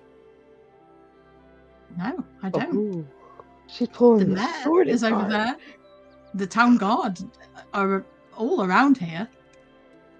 As I said, what I did is not a crime. I allowed someone to stay in my house. I have no knowledge of what they did. I only gave them a place to stay. Seeing that like it's turning into a thing from the roof, I want to come down off the roof and walk over there. It'll take some Are you time, in the but yeah. cult? You harbored goblins in the city. Goblins are not as disgusting as they can be. It's not illegal to be a You just goblin. called them filthy little greenskins. They I mean, are. It doesn't mean that it's a crime to be associated with them. are you in the cult then? What You want to cult? race little bitches? The cult of the Dark King. And as you get more and more nasty, she just kind of like gets just I'm just being this. nasty. You called her obviously. Come on. At that point, she's the wall goes up, the stone face there, the expression just drops, and she's just like not saying a word. That's a yes. We shouldn't really be doing this in public, anyways. I mean, yeah. At this point, some of the words there. Actually, at probably about that time, you hear a. Could we take this somewhere else, please? I really don't like this taking place in front of my establishment. As Andres is standing in the doorway, going, "I am sure this is essential, but please not here." I walk up with my cannon on the ready. I got my handgun. Oh, Jesus Christ! Oh Eldon, stop. She's going to shoot her in the head. Like somebody else. Eldon has no knowledge of any of what was just said or happening. We're all gathered here. I'm ready to rock and roll. She's evil. I mean, actually, again, you don't owe any of that because you don't. Nope, yeah. I don't. But obviously, yeah. As you start walking up with gun in hand, cannon at the ready, Rocky Raccoon. there's definitely at that point, because I mean, you did tell them to bring somebody. There's some guard that are approaching, and probably right over about here, just kind of standing watching, axe in hand, is Dunkhorn just going. As you approach there, he's just like toward Eldon there. I'm leaning up against the well. I'm watching from the well. Eldon, it's not necessary. That will not be done. Put that away. Put it away. Around. That's all. I'm just showing everyone my cool toys. No, you have weapons drawn at this point there, and most people in town know what those weapons can do. And a very bad reputation of burning towns down. Not quite that much, but still, it's like when the artificer gnome. It's only been two towns. Sparking and yeah, like no. Like that. Yeah. Yeah, no, Dunkhorn's not stupid. He knows you well enough to know that is weapons drawn, ready to go. He will definitely tell you to put it away. Yes, absolutely. Seeing the captain of the guard walk in, I will telepathically tell him that she housed the goblins that robbed the temple, that she at least needs to be questioned. And he'll sort of like stand there and kind of give a little cough there as one of the guards is kind of like looking around like, what the hell is going on here? He will kind of motion to them, to her, and they will essentially very calmly take her back over to her house. Just escorting her. And he will sit up there saying, she will not be allowed to leave. We can discuss this further once we know more what's happening, but we want to make sure that there's nothing disturbing the peace, let's just say. So I'd also just like to say as well that there has been incidents where people that we've been looking for to bring in have been one step ahead of us, and having just investigated her place with her permission, we discovered that she's been watching us, and she's probably the one who's feeding information back to whoever it is who's sending goblins out. The people that killed Addie, that was down to the goblins that she housed. He just sort of like gives a, we'll make sure she doesn't have access to anything. And so he will go walking off that direction as well. I want to follow behind him. Toward her house. I'm gonna follow behind him. This is the dwarf, the captain of the guard? Yes. Well, the minister of defense. He's a little more than that now. Yeah, okay, well, the minister of defense? Yeah. Yeah, he's yeah. So I'm going to walk up to him. Okay. And, you know, I'll speak to him and just call him out in Dwarven first. Sure. By his rank, and then I'll get his attention, and I'll tell him, I'll tell him about that letter I found and where it's at. That if you want me to get to it, it pretty much tells that she did what she did, and that she's done with whatever. But it could be damning evidence for him. And we'll make sure she can't access that as well. Yeah. So effectively, he will follow in there. Sora, you will see that they kind of like post her up. One will actually go and just would you get back to hero fast here? Essentially, I'll just hand him. Does he want me to show him where it's at, or does he know? Not just yet. Right. In a bit, once things have settled a bit. Effectively, one of the guards will post himself up at the doorway here, so she can't go inside. Another one will post himself at the front door, and Duncorn will just kind of like look in, make sure everything's secure. So you can see him, he's kind of looking things over there. And so they kind of let her sit down at her chair by her desk, and then just kind of looks over her shoulder at you and kind of looks up at you, and we'll make sure she doesn't go anywhere or mess with anything.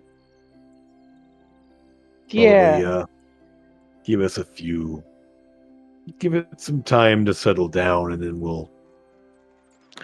we can organize and do some questioning and investigation. I don't feel comfortable leaving, but I'll go check around the back side of the house. Sure. Make myself not seen. I will tell them that we will be within ear's reach if they need us. I mean, you're across the street.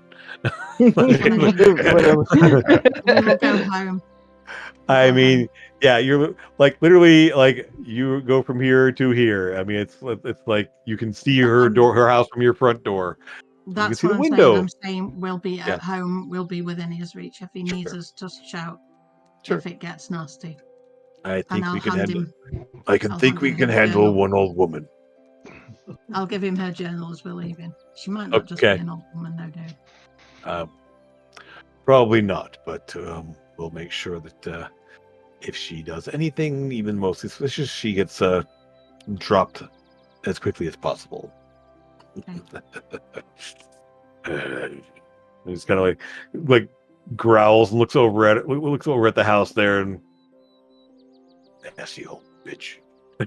I will also tell him that I will leave this teleportation, this telepathy, Sure. the window of telepathy open should he need us. Very good. All right then. Well, We'll make sure she doesn't go anywhere. And What did you tell him? What did you tell him? I told him that she housed the goblins that murdered What did you just say to him? Telepathically. I told Something him about needles. no, she's gonna keep the window open. Telepathy connection open. Oh, okay. So he could just. I thought she said something. I'm okay. Yeah, I'm getting old. Sorry, guys. No worries. Yep. I'm catching up to Lucas. With that, we are out of time. You have captured the loose end in Craven's Wrath that has been there the entire game. Because at no point did you ever go and buy clothing. Ever. Why Right would across we the need street it? from your house. Why would we need to?